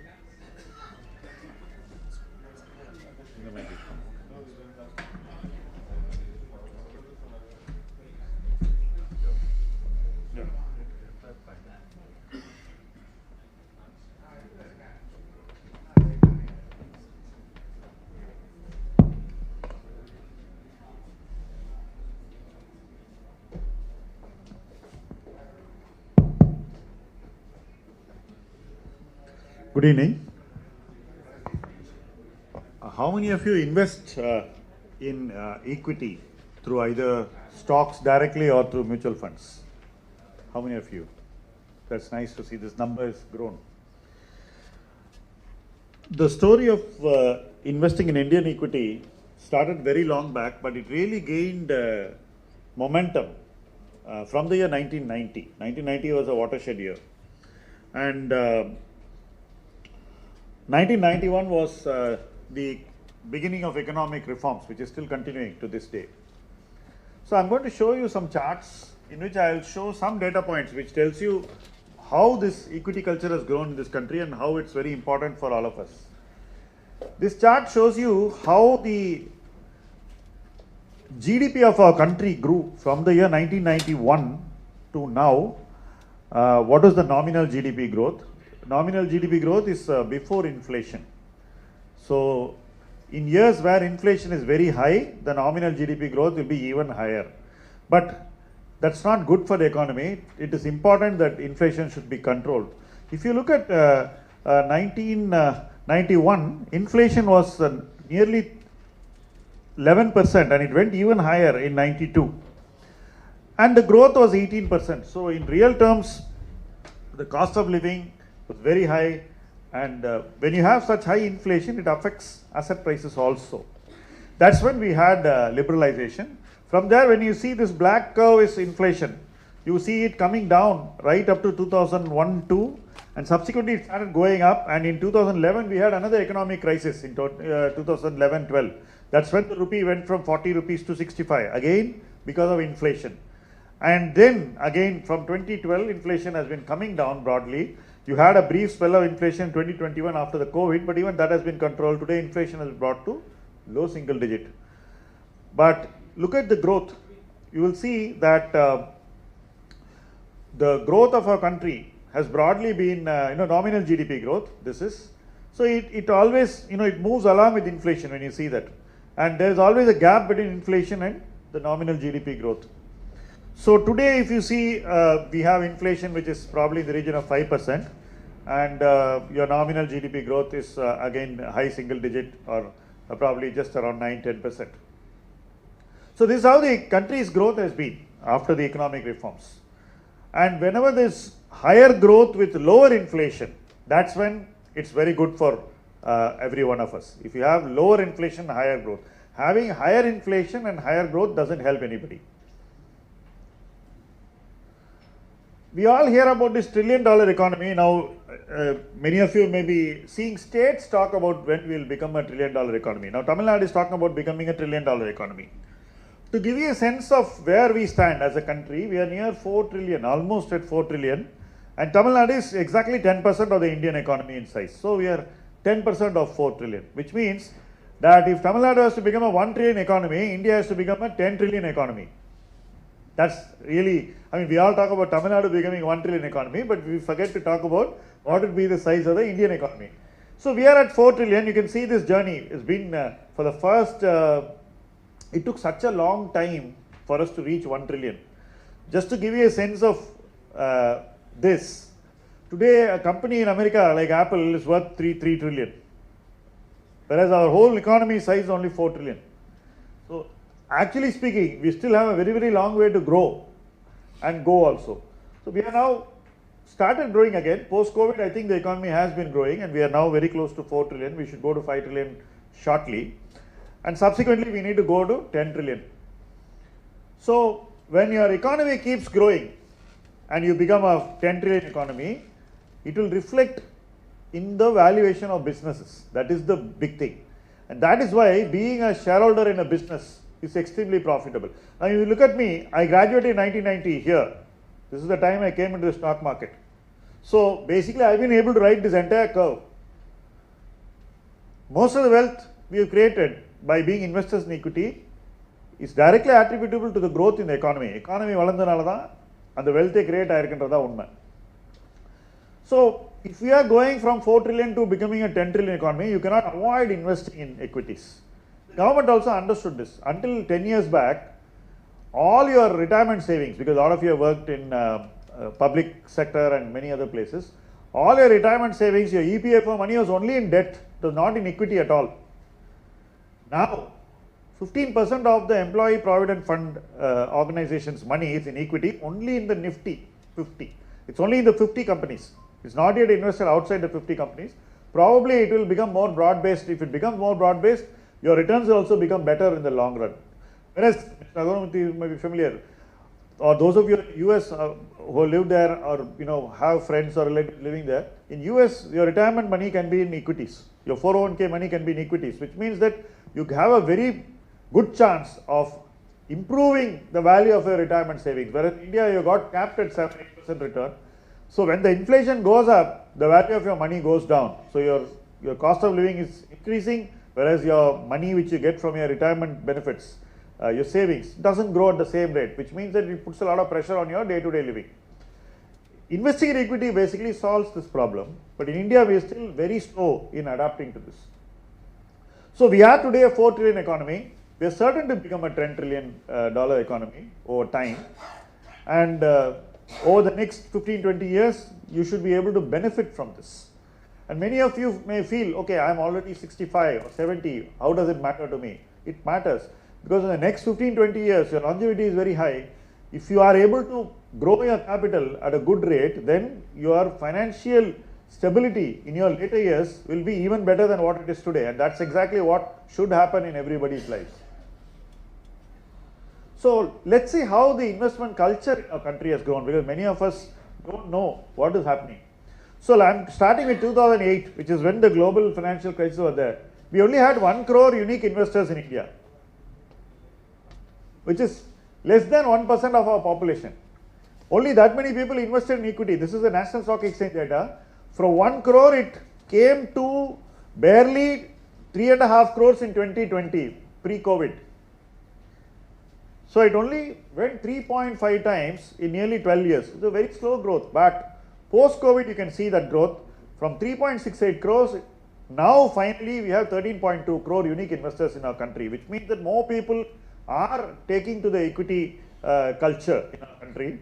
And now at least we are close to about 10% of our population. Still we have a very long way to go. If you go and ask AI how much percentage of the American population has exposure to equity, it will be a very high number. And in every country, many of you are familiar with Singapore and other Far East countries, are much higher because their retirement benefits are directly invested.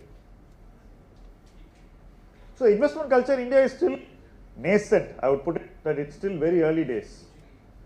Now this is another very interesting data point, because income tax PAN is very important. Without a PAN number you cannot become an equity investor in our country. You need to have a PAN number to open a demat account. I don't know how many of you know this.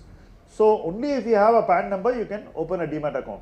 And look at this PAN number. 4.3 crore people had PAN numbers in our country in 2006. At the time of COVID, it was roughly about 50 crore. Now 80 crore Indians have PAN numbers. That's a big number, which means that India is becoming a very formalized economy. A lot of people are forming a part of the formal workforce, and when people join the formal workforce and the economy becomes more formalized, more PAN numbers get issued. It's a very good number which gives a trend of how people are becoming formalized and how they are going to become investors in the financial markets. Now this is another very interesting data point about the Indian mutual fund industry. Before 1993, India's mutual fund industry was run only by public sector organizations. UTI was the main player. You also had State Bank of India, which had a mutual fund. There were also other banks like Indian Bank, which had a mutual fund. Canara Bank had a mutual fund. So you had a few mutual funds which are all run by the public sector.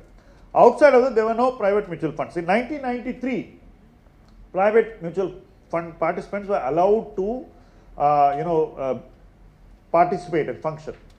Today there are 56 mutual funds, asset management companies.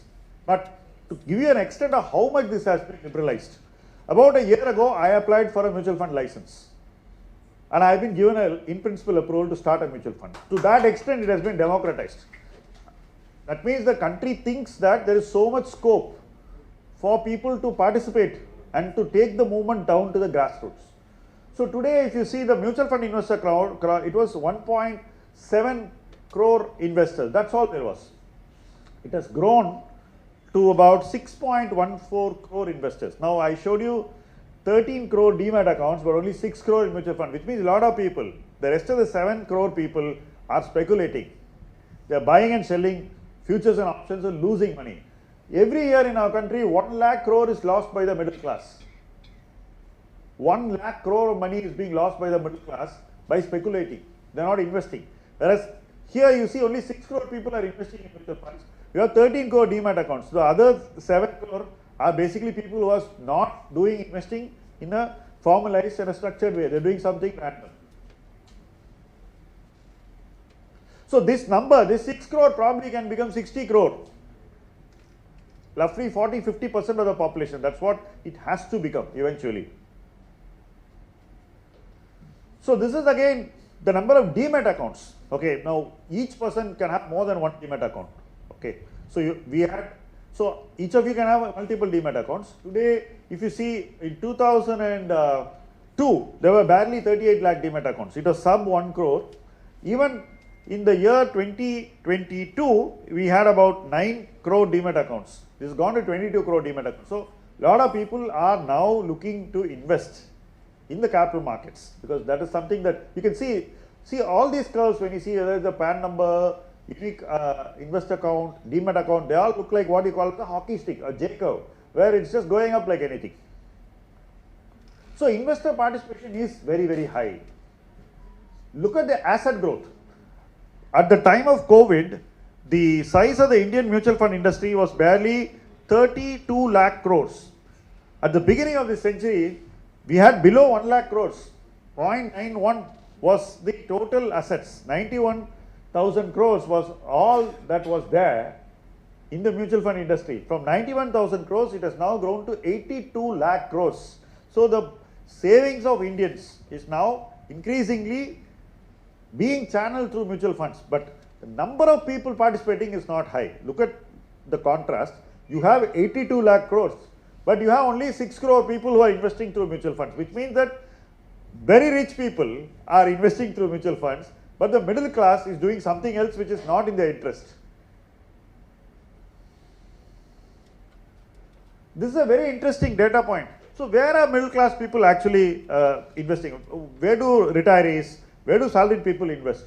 Look at this chart. This chart gives you the growth rate of deposits with the banks. If you see 1992, your deposit growth rate was 20%, 23%. And look at this, it has been very high right up to this point. It has been high double digit. And even now when you see, whenever economy goes through a little bit of shake up, whenever you have some issue because of a Trump or somebody like that, sorry, I just fell off. So whenever there is a shakeout, people again go back from equity back to deposit. deposit growth even today is 16%.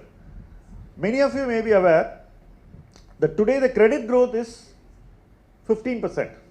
That is, banks are growing their loan book at the rate of 15%, but the deposit growth is only 12%. So there is a definite shift between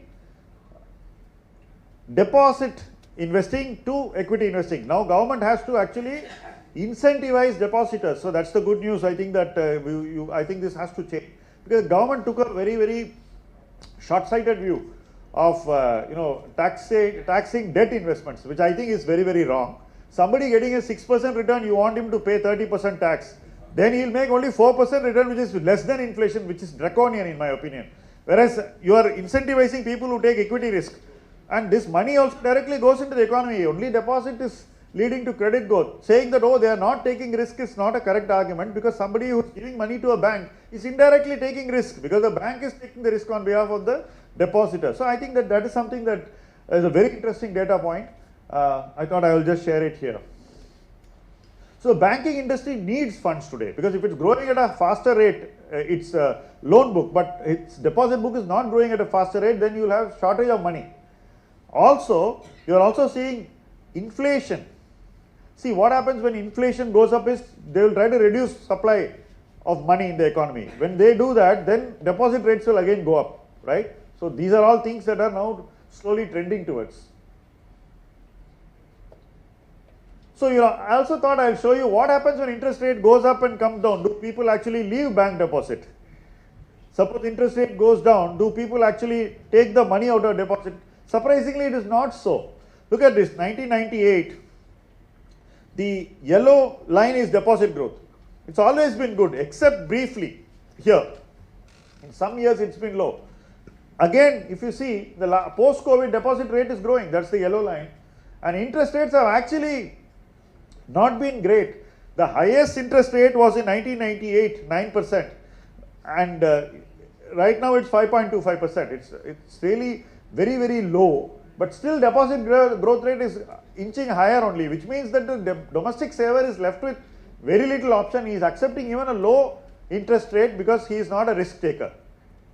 So people are actually losing value for their money, which if your deposit rate is growing at 15%, when you are getting 5.25% return, in an economy where inflation is 4%, your money is barely growing by 1%. It means continuously you are losing value for your money.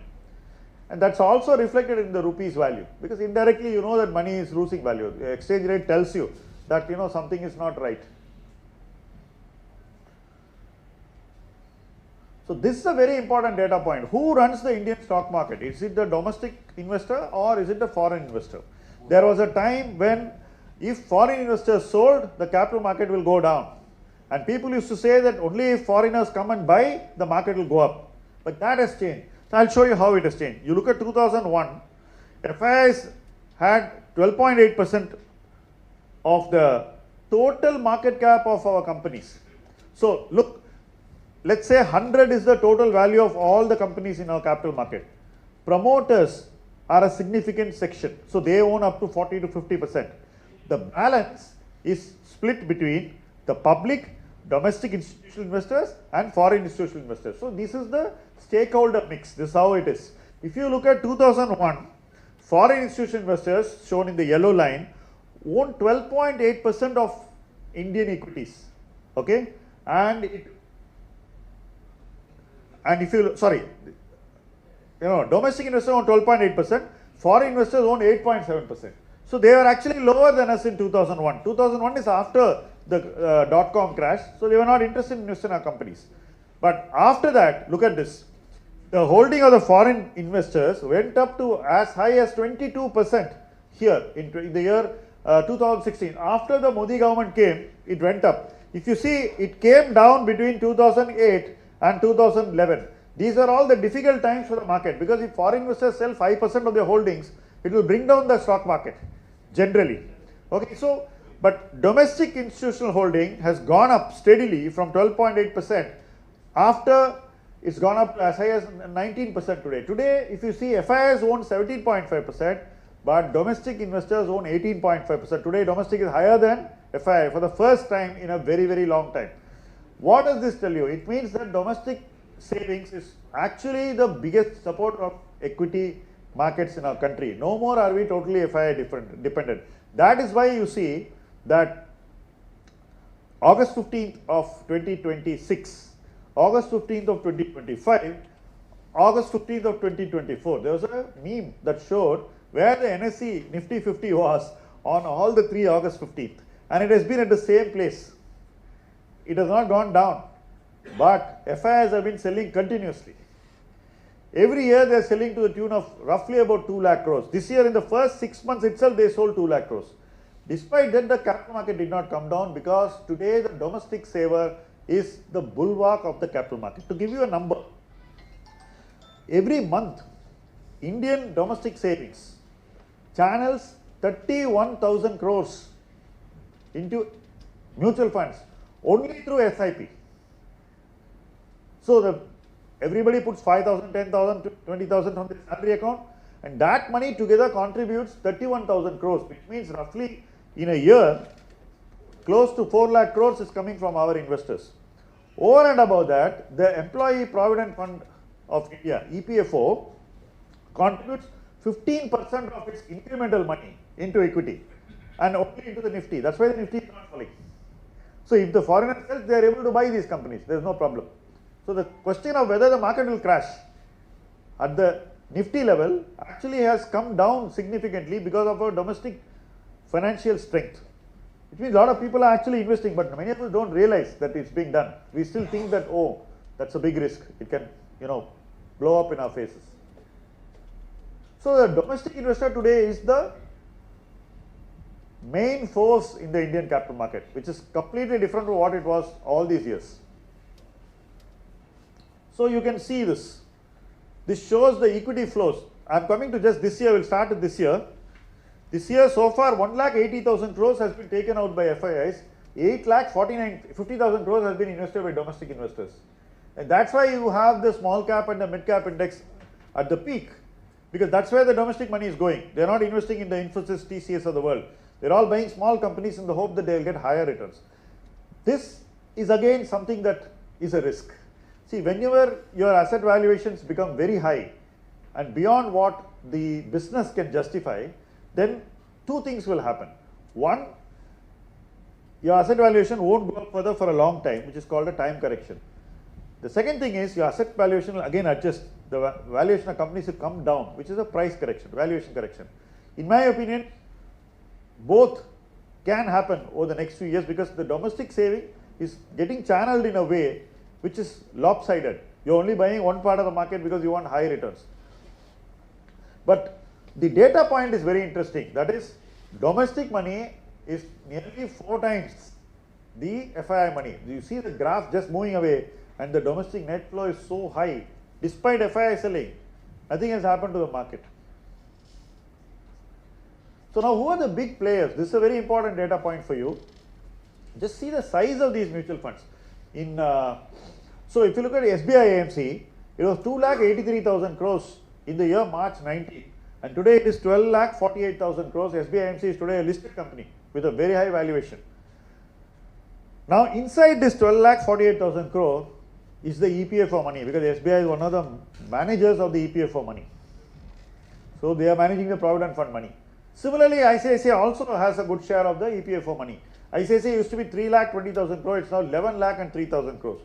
HDFC used to be a leader. See, 2019 HDFC was the leader. Today it is 9,27,000 crores. The reason is only the EPFO money. SBI and ICICI have EPFO money. HDFC doesn't have EPFO money. That's the only difference.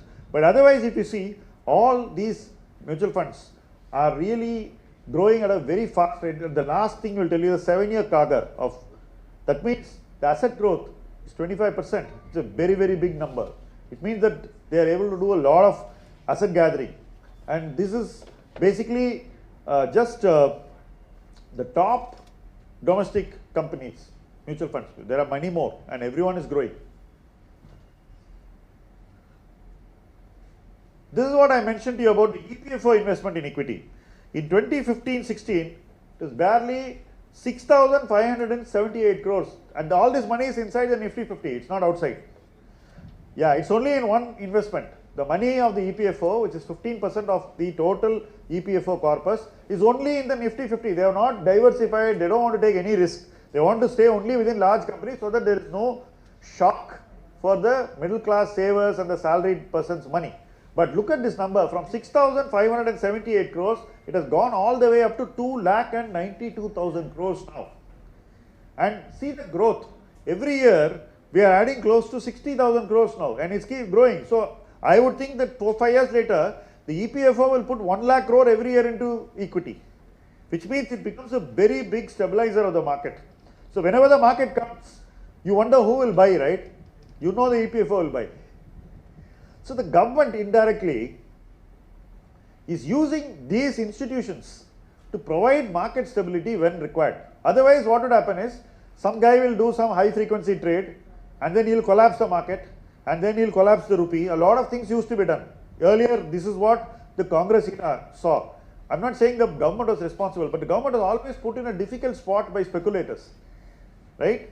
This is a structural change which has happened. But still, you have to be very responsible, because it is all public money, it is all savings.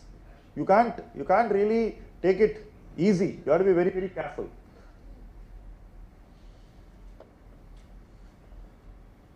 NPS is also managed by the government. Which one? NPS.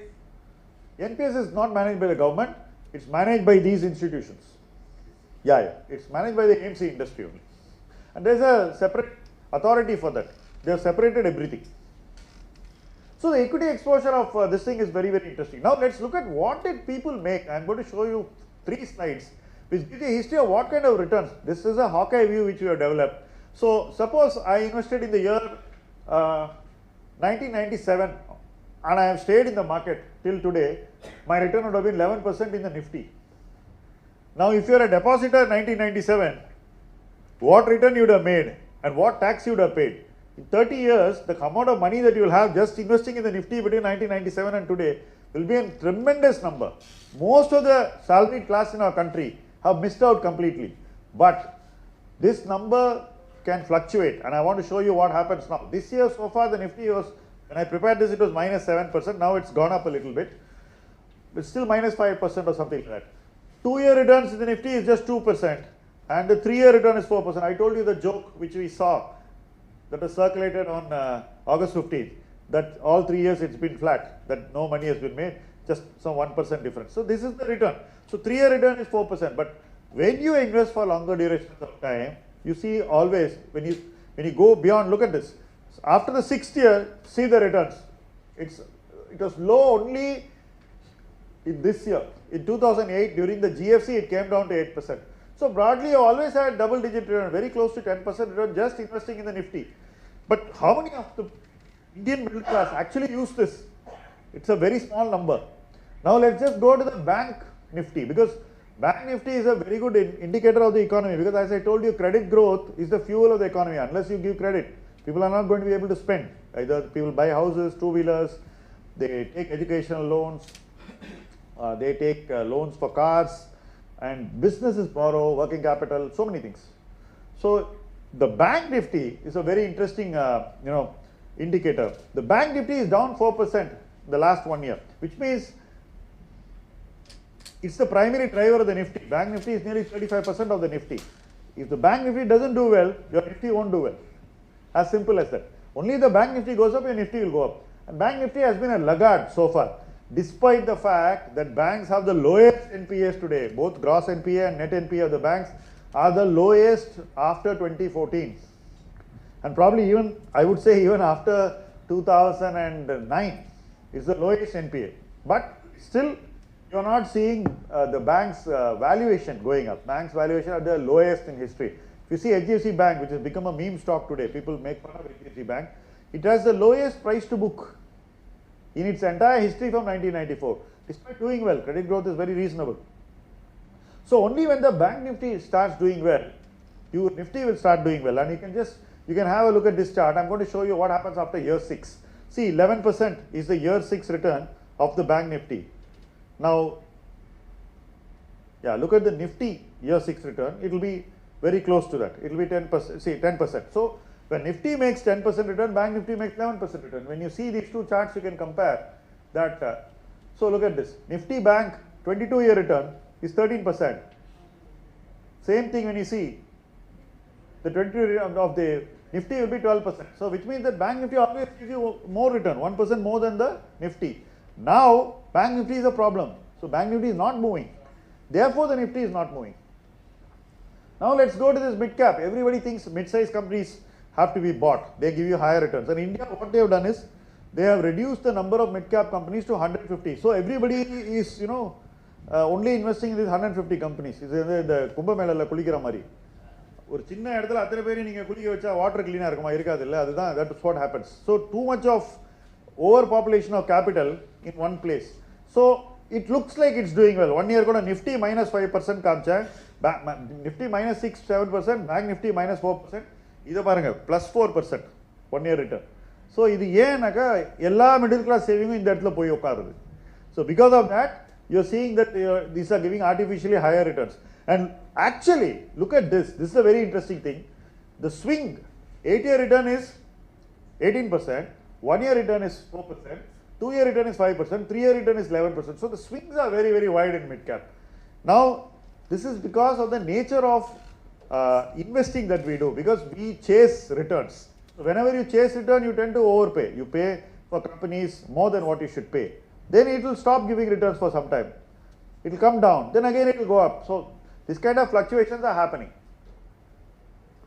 So also you would have noticed this 1 year, 2 year business of investing is always challenging. You cannot make money every year in equity.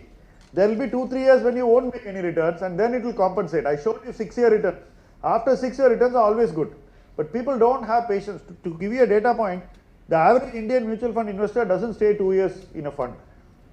He goes out before 2 years. What does it mean? He doesn't allow compounding to come into his life. So he goes out prematurely, repeatedly. And this is the riskiest part of the market. Everyone says small companies will give you higher return. Just see this. So this year it's made a lot of money, but last year if you take 2-year return it is 0. So 1 year is 7, 2 year is 0. That's the kind of volatility. Now if the 2-year return of this is 0, let's compare it with the 2-year return of mid cap 5%, and when you compare it to the 2-year return of the Nifty, it's 2%. So actually the Nifty has done better on a 2-year basis than small cap, but people are chasing small cap every day because they think it will give high returns. These are all perception based, because you think something will give you better returns, but that's not the case, right? So again, your returns become better only after 4-5 years. You can't make short term returns. Let's say something. Yeah, just wanted to question. Are the investors wanting to invest in small caps because the price is very low? No, price is very high. So I will come to that. So he asked a very interesting question. Why are people chasing smaller companies? Because the perception that smaller companies will give higher returns, people are chasing smaller companies. Because the mid cap universe is only 150 companies. See, the first 100 companies in the Indian capital market by value are large cap. From 101 to 250 are mid cap. From 251 onwards is small cap. This is how they are categorized. This happened in the year 2017. It's high time we change it. But the government has been slow. But this can be a political time bomb, because see, closer to the election, if something happens, it can even lead to a change of power. It's a very, very risky thing. But they have been very insensitive to this. I mean, kind of not taking it very seriously. I don't know why. But we have been telling them, but no one listens. So the point is, today's market structure, usually what will happen, I'll tell you. It's like a pyramid. In a pyramid, the large caps will have the highest valuation. The valuation of large cap companies will be the highest. Then mid cap will be after large cap, and small cap will have the lowest valuation. Today you are having an inverted pyramid, where large caps are the cheapest, and then mid caps, and small cap are the most expensive. So when you make a pyramid stand like this, what will be the stability? Nobody is thinking about it. ஒரு நாள் கவுந்துரும். But அதை பத்தி யாரும் இன்னைக்கு யோசிக்கிறதுக்கு ரெடியா இல்ல. So the inverted structure இருக்கு இன்னைக்கு capital marketல. Not many people are bothered, because ஓடுற வரைக்கும் ஓடட்டும். That is the mindset of people in our country. So what can we expect now on the economy? Because this is something that everyone would like to know, because even last week the RBI governor has clearly said that inflation is rising, which means the interest rates have to go up. The Monetary Policy Committee, which is called the MPC, they set the interest rates in our country. The governor doesn't set the interest rate. The MPC decides whether the interest rate should be the same, it should be reduced, or it should go up. And there are eminent people who are appointed to the MPC periodically. So the inflation today is expected to rise, it's expected to go up. That's the expectation. So Panavikam Varapodu. Next thing, interest rate will go up. So you are having credit growth and interest rate will go up. This is good for banks because they won't pass on that to the depositor. Yeah, it's a fact. Banks won't pass on. So if rather you can buy banking stocks today in an inflation environment than give deposits. Because banks I see, so if you don't have the way to bargain, they give you a deposit rate of 6%. If you have an ability to bargain, they give you 7.8. That's the kind of difference based on the urgency. And this I am not talking of few thousand crore rupees deposits or a lakh deposits. I am talking of 5 crore, 10 crore deposits. So that's a wide spread, right? So interest rates will go up now.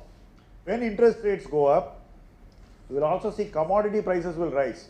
Even today, all of us are chemical engineers. Oil price is something that you will be seeing every day. It's $90 plus. So oil prices have not come down. So for whatever reason, they want to keep the oil prices up. It has a cascading effect on chemicals and other industries, but the price is up. We have to deal with it, right? So the commodity prices can rise. I feel commodity prices will go up. Metal, oil, everything is going up. Because whenever in an inflationary environment, it's better to hold on to these assets because you will make better money. So you can expect commodity prices to go up. And food prices will increase. Already we are in a El Nino year. You all know it's almost a very, very difficult year. The rain deficit is about 15% so far in our country. Monsoon deficit is 15%. We may end the year with a deficit close to this number only, maybe 12, 13. I don't expect the monsoon to make up in the rest of the year because we are already in August and you only have September. I think by end of September, monsoon is over. So you don't have much time to make up, and I don't see any catch up now happening. So food prices will go up because this year's food production may not be high and prices will get bidded up. But equity can become cheaper in this kind of an environment. That is something that can happen. So equity can become cheaper in an inflationary year. Now many people may be alarmed at this, but I am not of that view because I think in every El Nino year when all these things happen, if you get equity as an asset class cheaper, it's probably a time to buy. Because next year again you won't have a drought, very unlikely. The next year may be surplus rain, so you will have suddenly inflation coming down with a lag over 12 to 18 months. So actually equity becoming cheaper is actually a good thing. It's a good time to invest. But the time horizon for returns will become longer, I told you. So already 3 years gone, I showed you the Nifty chart, not much money has been made. But people are very, very impatient. They are all saying, oh, 3 years I have not made return. Actually, they may not make return even for 1 year more. But after that, it will start compensating. So let's say 4th year it doesn't make return. 5th year it will make good start again. It will be back in return. 6th year will be higher return. 7th year will be even higher return. That's how the economy plays out. It's a cycle, right?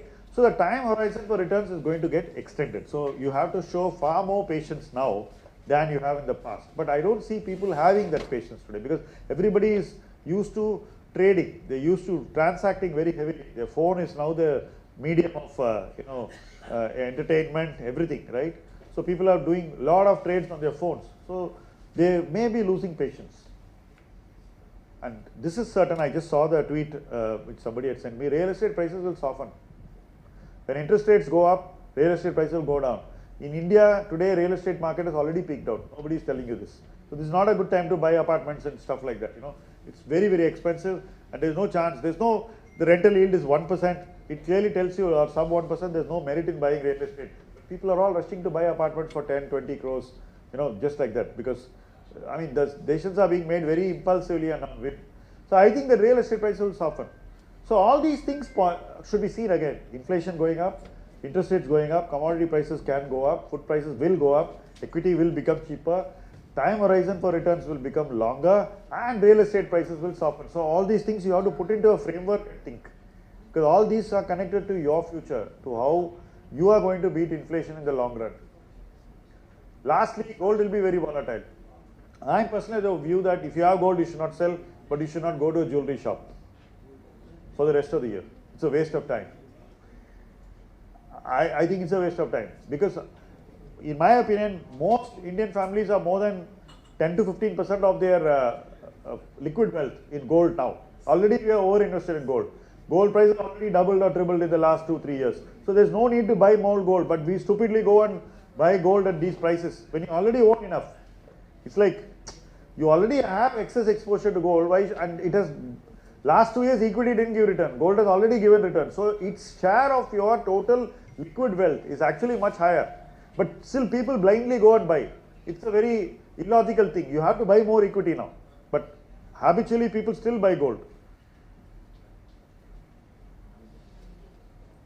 So the reason why you should invest in equity now, that's what I'm coming to. So if you are going from 4 trillion to 10 trillion, which I think we are sure to become, I think Dr. Malay was telling before this event that, for a long time we had only 20-30 students in chemical engineering. You were mentioning. This morning I was talking with a friend. He says, in IIT, rank 800 and below, you have multiple students going to study civil engineering. It's unthinkable. It's unthinkable, right? Somebody who gets a 200 rank goes and studies mechanical engineering. My nephew went and joined electrical engineering after getting a rank of close to 100. There is a clear paradigm shift towards manufacturing in our country and engineering. The kind of work that is happening is enormous, and I think that the demand for chemical engineering itself is going to be huge in our country because the amount of investment you are seeing in CDMO, pharmaceuticals, chemicals, downstream, everything. You are definitely going to replace China in almost everything. Even if you get a small share of this, it will be massive. And that is a paradigm shift.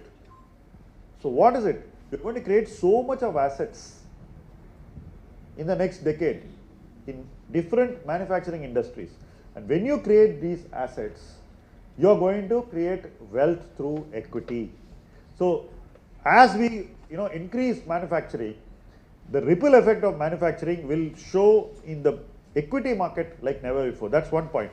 The second point is that the financialization and the formalization of economy is going to be even faster in the next decade. And whenever your economy becomes more and more formal, the best place to capture that formalization is through equity. It's not through real estate, it's not through gold, it's not through bank deposit, it's purely through equity. So one side you have economy growing from 4 trillion to 10 trillion over a period of time. On the other side you have manufacturing and industrial growth led economic growth. And you have formalization. All these things have to basically create wealth and reflect in equity valuation. So if the market comes down, you have to be improving your exposure to equity and not running towards gold. Because you are not America growing at 2%. You are a country which has nominal GDP of nearly 10%, 9%. If there is inflation, your nominal GDP will grow even higher, which means that you are in trillion-dollar economies. The next trillion will come faster because it's a nominal GDP that you are measuring it. It's not real growth. So these are all things that make equity a very, very preferred asset class over the next 10-15 years. So equity is the best way to benefit from economic growth. So if you see, I asked myself a question, if I had not invested in equity, how much of wealth I would have had? I would have only 1% of the wealth I am having. The entire thing is compounding. The entire wealth is compounding, and it's because the economy is supporting it. It's not because of our personal genius. It's because from 1991 our economy has grown consistently over the last 35 years and given us this opportunity to grow. Many of you have been in public sector. You know what is the valuation of somebody was in SAIL, somebody was in IOC, somebody was in CPCL, so many companies. You all know what is the profit of CPCL or SAIL, or what is the share price of SAIL? 1 rupee. SAIL share price of 1 rupee. Today where is the share price? So you all know what is the valuation of Jindal Steel and Power, Jindal JSPL. Jindal is a steel producer. When there were 2-3 million tons, the share price was 1 rupee. It made some 1,000 times return. A steel company. I am giving you steel as an example because we think it's a boring industry, no wealth to be created, right? That's our general perception. You see the chemical stocks, the kind of wealth that has been created. I know SRF used to be valued at 15 rupees in 2001. Today it is probably adjusted, its value will be 15,000 crore, 1,000 times. The boring chemical company whose gates you would have crossed every other day when you traveled to Ennore or whatever, right? That's the kind of wealth that was created through equity in the last 25 years. Trust me, over the next 25, the amount of wealth that will be created will be much higher than what has been created in the last 25 years. But the important thing is, you have to buy those assets when they fall, not buy them when they are expensive. So you should have the smartness to buy. I mean, it's not difficult. I mean, that's how you buy plots, that's how you buy so many assets. It's the same principle. But somehow our greed makes us buy when asset prices are expensive, and our fear chases away from buying when the asset prices are low. This is all that you need to change. But equity is the best way to benefit from economic growth. And equity valuations today are reasonable in large cap. That's what I mentioned to you. The valuation of most of these big companies are cheap. And people are talking as if Infosys and TCS will never make a comeback in their business. Of course they will. Because they have the size, they have the cash, they have the talent and everything. And technology is cheap actually. Today AI is actually very cheap. Yeah, they have the cash. So equity valuation is very reasonable in large cap. That's why I think the EPFO investing actually is safe today. There's no risk. Whereas the guy on his own, what he's doing is at risk. India GDP will grow at a 6-7% for the foreseeable future. I expect the GDP to grow even higher. If you have political stability, GDP growth should go to 8%. Unfortunately, despite having political stability over the last 15 years, we have not had the desired GDP growth for the simple reason that our politics is oriented towards political consolidation.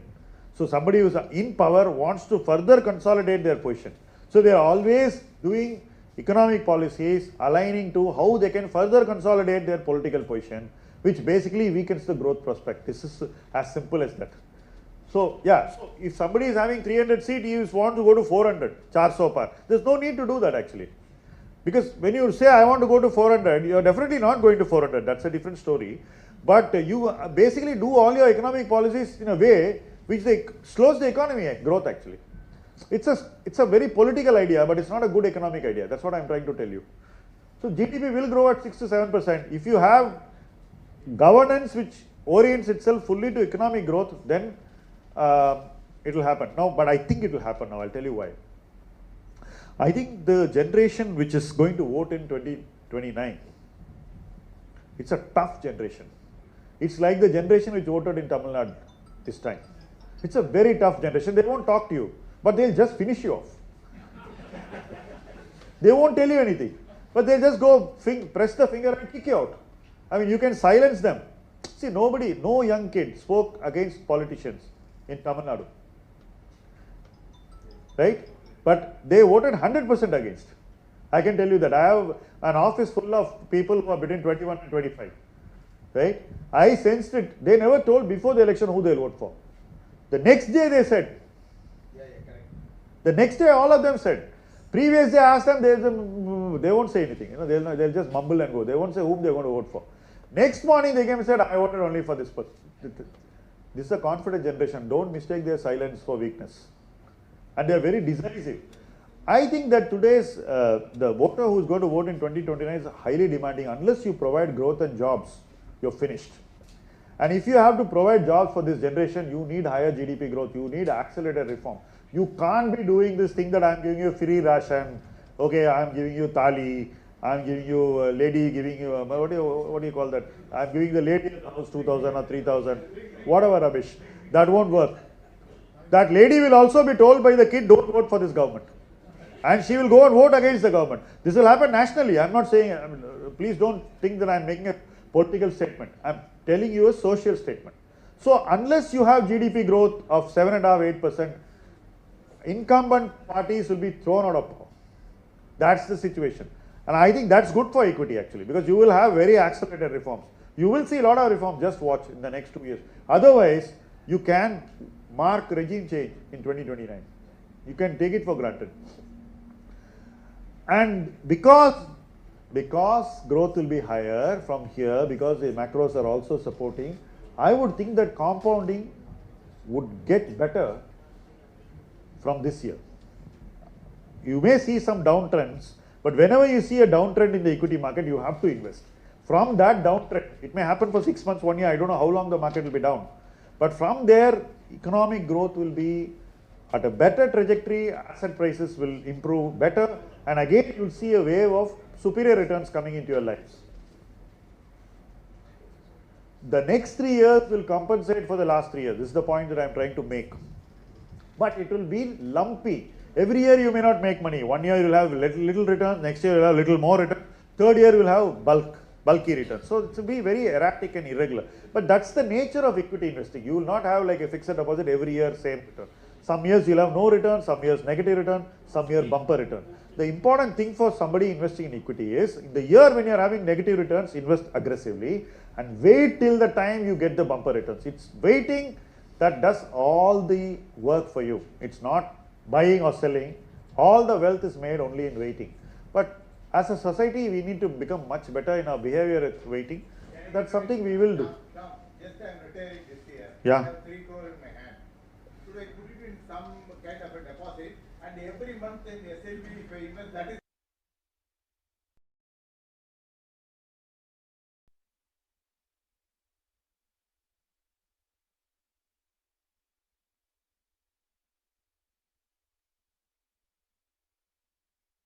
investing. Whenever there is a fall, accelerate your investments. The rest of the time, just keep pace. கொஞ்சம் கொஞ்சமாக பண்ணிட்டு இருக்கீங்க, கீழே போகும்போது அதை அதிகரிக்கிறீங்க, இன்னும் கொஞ்சம் கீழே போச்சுன்னா இன்னும் அதிகரிக்கிறீங்க. ஸோ பாட்டம் கிட்ட நிறைய இன்வெஸ்ட் பண்ணுவீங்க. ஸோ சப்போஸ் இப்படி ஒரு கர்வ் இருக்குன்னு வச்சுக்கோங்க, மேலேருந்து கீழே வந்துட்டு மேலே போகுது. சாசனோட அந்த பாட்டம் மார்க்கில் எங்கே வேணால் நீங்கள் வந்து இன்வெஸ்ட் பண்ணிக்கலாம். ஆனால் ஓவராலாக அந்த பாட்டம் மார்க்கில் உங்கள் மொத்த பணத்தில் ஒரு கணிசமான அளவு பணம் வந்து இன்வெஸ்ட் ஆகிருக்கணும். ஓகே, இது தெரியாதுல்ல, அதனால தான் தொடர்ந்து இன்வெஸ்ட் பண்ணுங்கிறது. அது எப்போ தெரியும்னா முடிஞ்சதுக்கு அப்புறம் தான் தெரியும். உண்மை இதுதான் ஃபேக்ட். யாருக்கும் தெரியாது. Nobody nose the bottom. எனக்கு பாட்டம் தெரியும் யாராவது இன்வெஸ்டர் சொன்னா is like right.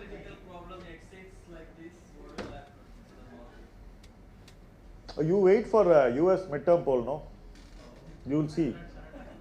There's a lot of tamasha waiting to happen. So broadly, I can say this, that the next 3 years will compensate for the last 3 years. I'll just summarize these points for you once. Equity remains the best return generating asset class. I would always put equity as a better asset class than other asset classes. We need to own other asset class. Gold நான் சொன்ன மாதிரி 10% 20% ஒவ்வொருத்தருடைய liquid வெல்த்தில் இந்தியன்ஸ்க்கு இருந்தாகணும். ஏன்னா கல்யாணம் 1008 விஷயம் இருக்குது. So or whatever you want to give it to the next generation. So அது இருக்கணும். பட் அது பத்தாதுன்னு சொல்லி மேலே போய் வாங்குறது வந்து எனக்கு லாஜிக்கலாக தெரியல. ரீபேலன்ஸ் பண்ணோம். நீங்கள் வந்து 10% கோல்டு வச்சுருக்கீங்க, அது வந்து டபுள் ஆயிருக்கு, ஈக்விட்டி அதே இடத்துல இருக்குனாக்கா, அப்போ நீங்கள் எங்கே வந்து உங்களுடைய ரீபேலன்சிங் பணம் எங்கே போகணும்னு பார்த்தீங்கன்னா ஈக்விட்டிக்கு தான் போகணும். பட் நம்ம என்ன பண்ணுறோம், அப்பவும் நகை கடைக்கு தான் போகிறோம். Right. So it's addictive. In my view, people going to jewelry shop is no different from them going to wine shop. It's a habit. It's addictive. Whereas it should be more discreet. I feel that they should change that thing. You should go only when the prices are down. Similarly, there is no better way. If you think India will become a 10 trillion economy, you have to be in equity. If you believe that, which I think is reasonable enough to believe, you have to be in equity. Equity should be 40% or 50% of your wealth. Because இந்த மாதிரி chance வந்து கிடைக்கவே கிடைக்காது. இன்னொரு விஷயம் sir, நான் வந்து India வந்து ஒரு 0.39 ட்ரில்லியன் இருந்த டைம்லேருந்து இன்வெஸ்ட் பண்ணிட்டு இருக்கேன் அப்படி நிறைய பேர் சொல்லுவாங்க. வெட்ரன் 0.39லேருந்து இன்னைக்கு நான் 4 ட்ரில்லியன் வர்றதுக்கு ரொம்ப கஷ்டப்பட்டோம். பட் வரும் காலங்களில் என்ன ஆகும்னா, ஒவ்வொரு வருஷமும் 1 ட்ரில்லியன் ஆட் பண்ணுவோம் எக்கானமிக்கு. புரிஞ்சுங்க, இன்னொரு 3-4 வருஷம் கழிச்சு வருஷம் நீங்கள் 1 ட்ரில்லியன் ஆட் பண்ணுறதுக்கான ஒரு வாய்ப்பு இருக்குது. மேபி நெக்ஸ்ட் டெக்கேடில் இது டெஃபினட்டாக நடக்க போகுது. அது 5 வருஷம் நடக்குதா 6 வருஷம் நடக்க தெரியாது. எப்பெல்லாம் நீங்கள் 1 ட்ரில்லியன் ஆட் பண்ணுறீங்களோ அந்த 1 ட்ரில்லியன் வேல்யூவேஷன் ஆட் ஆகும். இப்போ அந்த 1 ட்ரில்லியன் பங்கு உங்களுடைய சொத்துல வந்து தான் தீரணும். So if you are going to add more GDP, please understand that it will reflect in the stock market. It won't reflect in gold price or land price.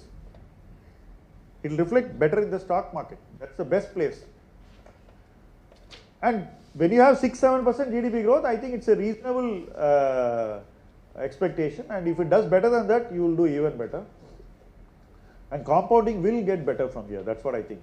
Because last 3 years has been bad, I think next 3 years should be better. And that's why you should invest in equity now. With that, I will close my presentation and probably give you some time for questions.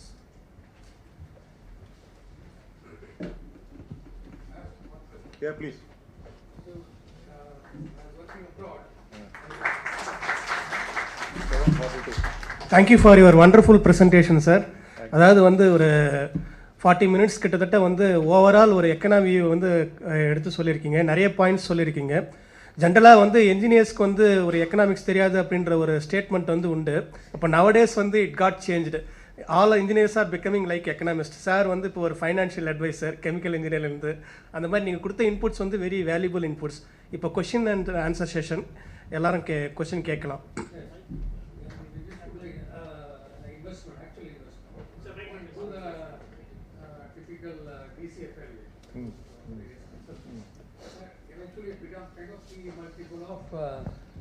P multiple of 10 normally we invest, or maximum it goes up to P multiple of 20. I'm talking the international market. Now in India, you see the IPOs coming with P multiple of 100. Correct. And then you do any kind of DCF basically to explain everybody. You basically do all kind of growth in the marketing, financial law, blah blah. So it is impossible to do in any kind of Excel to get P multiple even 50. So I have two questions: why investor investing? How government of India allows such kind of nonsense? Very good question. So chemical engineers are used to stoichiometry where everything is precise, but valuation is not like stoichiometry. It's exactly the opposite of that. So see, the valuation of a business is left to the market actually. All right. So I saw one company today, the whole day we've been talking about this company. I'll talk about it because it's a very interesting company. Many of us may like to know about it. It's a company called Indo-MIM. Okay, this company is into metal injection molding, really cutting edge technology. And yeah, you can read about this company. It's not a recommendation or anything, but I'm just trying to tell you how things work. So these guys in the year 2023 gave some shares pre-IPO to somebody at 495 rupees. They had to come at IPO at 490 or something, little less than that in 26. Last year they sent me a mail about this company. I just went through all that. It's there in my mailbox. I had not read it last year. So I was just seeing that everybody was trying to say that your company is not worth more than 25,000 crores. 25,000 crores. So the management was forced to do IPO at 25,000 crores. It listed at 40,000 crores. Sorry, 35,000 crores. And now it is 45,000 crores. Right? Now the question is this company a great company? 100% it's a great company. No doubt about it. But is it worth 45,000 crores? Debatable. He talked about DCF. Now, these are high margin companies, right? His net margin is teen numbers, 13-14% net margin. Now,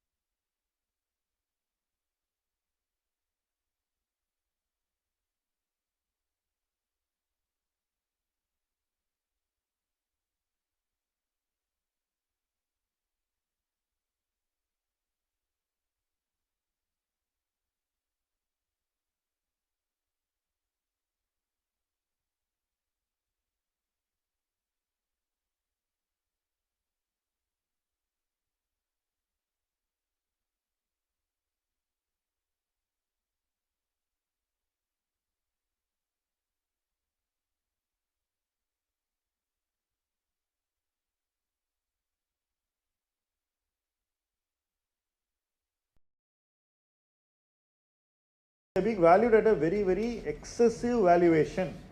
என்ன ஆகும்னாக்கா ஒன்று இதே வேல்யூவேஷனில் இருக்கும், ஆனால் லாபம் வளர்ந்துக்கிட்டே இருக்கும் சில வருஷங்களுக்கு. அப்போ ஸ்லோவாக இந்த வேல்யூவேஷனை நியாயப்படுத்தக்கூடிய ஒரு இடத்துக்கு அவன் வருவோம். இது டைம் கரெக்ஷன் நம்ம சொல்கிறோம். இல்லை மார்க்கெட் யூஎஸ்ல கீழே வந்தால் இதெல்லாமும் ஒரு 25-30% கீழே வந்துடும்.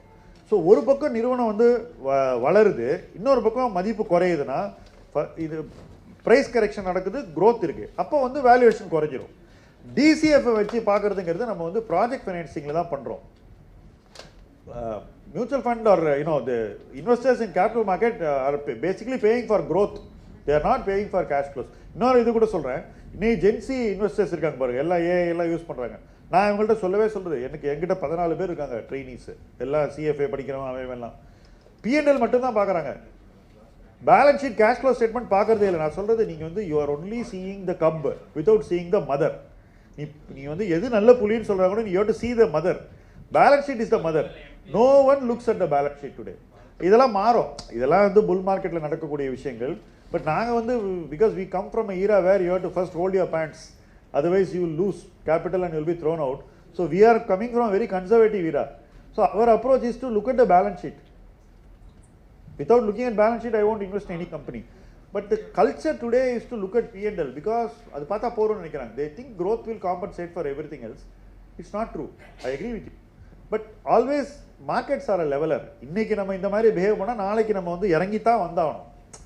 ஸோ அதுதான் நான் சொன்னேன், இறங்கி வரும்போது தான் நம்ம வந்து இன்னும் அக்ரெசிவ் ஆனோன்னு நான் சொல்றதுடைய காரணம் என்னன்னா, இன்னைக்கு நீங்க வந்து அந்த மாதிரி you cannot be trunk along with the market.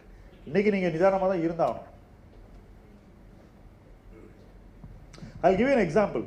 See, I have in mutual funds, we manage 1500 crores now. Yeah. In this 1500 crores, I have zero exposure to small cap. Not even 1 rupee. You know how difficult it is? Maybe I'll have large cap exposure of nearly 500 crores. Investor ஏன் நீ அதை வாங்க மாட்டேங்கிற, ஏன் அதை வாங்க மாட்டேங்கிற அப்படியே பிச்சு பிடுங்குவாங்க. Because people want part of the action. இது வந்து ஃபர்ஸ்ட் டே ஃபர்ஸ்ட் ஷோ சினிமாக்கு போகிற மாதிரி. they don't want to miss out. That is the mentality, right? But அப்படி தான் இருக்குது. பட் நீங்கள் சொல்கிறது தான் ஃபைலில் நிற்கும், நீங்கள் சொல்கிறது தான் வந்து எடுப்படும் லாங் டேர்மில். பட் இடைப்பட்ட காலத்தில் all sorts of irrational things will happen. I think we are about time. Any more questions? You are positive of time. One final question, sir. Yeah, time is up. You have to leave. They already started returning. 4 billion they put in the last few weeks. No one has noticed. I expect the FIIs to come back in a. இப்போ நாளைக்கு காலையில் நீங்கள் நாளைக்கு TV பாருங்கள், lens கார்ட்டில் வந்து placement நடந்திருக்கும். யார் வாங்கியிருக்காங்கன்னு பாருங்கள், FII தான் வரும். நாளைக்கு வருது. இன்னைக்கு சண்டே அன்னைக்கு டீல் நடந்திருக்கு. லென்ஸ் கார்ட் புக்கு 2 நாள் பில் பண்ணுறாங்க. 30% ஷேர் ப்ரைஸ் ஏறினதுக்கு அப்புறம் வாங்குறாங்க FII லென்ஸ் கார்ட்டை. அதுக்கு தான் நான் அந்த உதாரணத்தை சொன்னேன் உங்களுக்கு. டீடாலரைசேஷன் பண்ணது ரொம்ப கஷ்டம் சார். ஏன்னா அவன் தான் he controls weapons. You can't, nobody can. It's very difficult to de-dollarize at this moment. He will again buy. He has to only print money, no? He can buy. He is printing money left and right. And they are making, no? Of course they are making. Market knows something is not going to sustain. That's what it means. The price is telling you something. But the profits are very good. Profits are good. Either the market is not believing the profits or the market thinks it is not sustainable. So what is your advice? You have to be careful. You have to do more homework. That's what I would say. Should be a reason for that to happen. நீங்கள் நல்லா பண்ணும்போது market அதை கொண்டாடணும் இல்லையா? அது வந்து if it is not happening, that means market knows something which we don't know.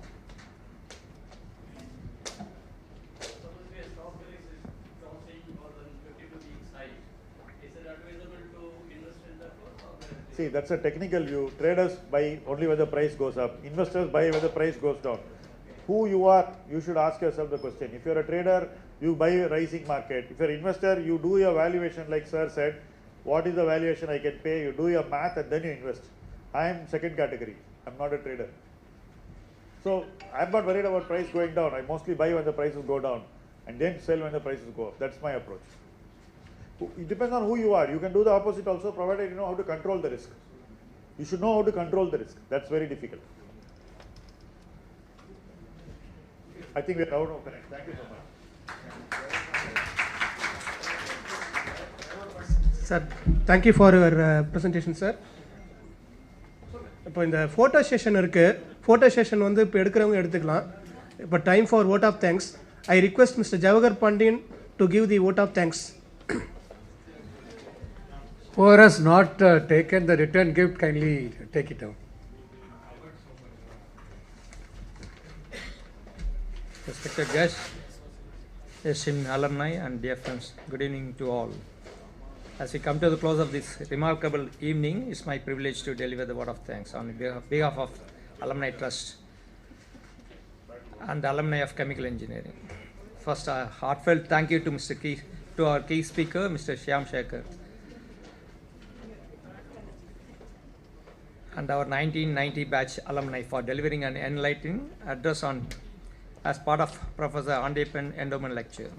Your deep insights into Indian economic growth through investments and stock exchange dynamics were both engaging and invaluable. In honor of Dr. A.N. Andepan, we extend our deepest respects to our legacy of Dr. A.N.E., whose endowment lecture continues to enrich our academic and alumni community of year after year. I also thank Mr. Murthy, who had come from Singapore and inviting us for this further international get together or whatever it is. And I hereby thank all the sponsors of 1976 batch alumni and many other individual sponsors also. Mr. Shivaram, Mr. Jagannathan, Mr. Sridhar, Mr. Ashok Kumar, Mr. Karthikeyan, R.M. Subramanian, and I thank all the organizers and venue team. Our gratitude to the IAS Alumni Trust team for their coordination and the management of the Anna Centenary Library for providing us with a wonderful venue. I also thank Chemical Industry Association for the support all the time. To all the attendees, I thank everyone, alumni, faculties, and guests who joined us today. Your presence made this reunion and get together truly memorable. Thank you all and have a safe journey back home.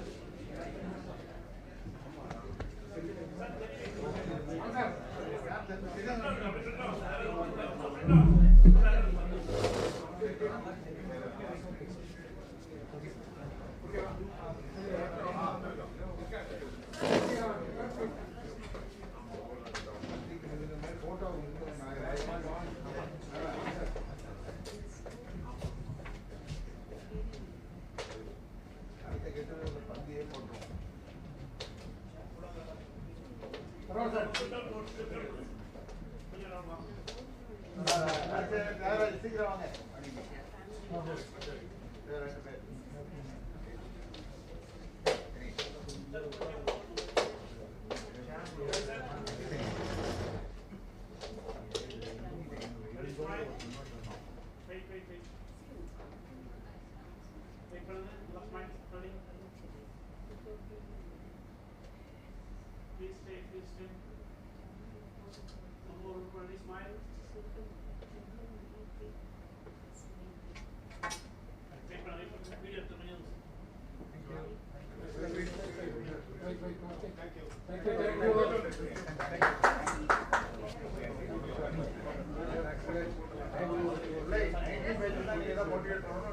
Thank you.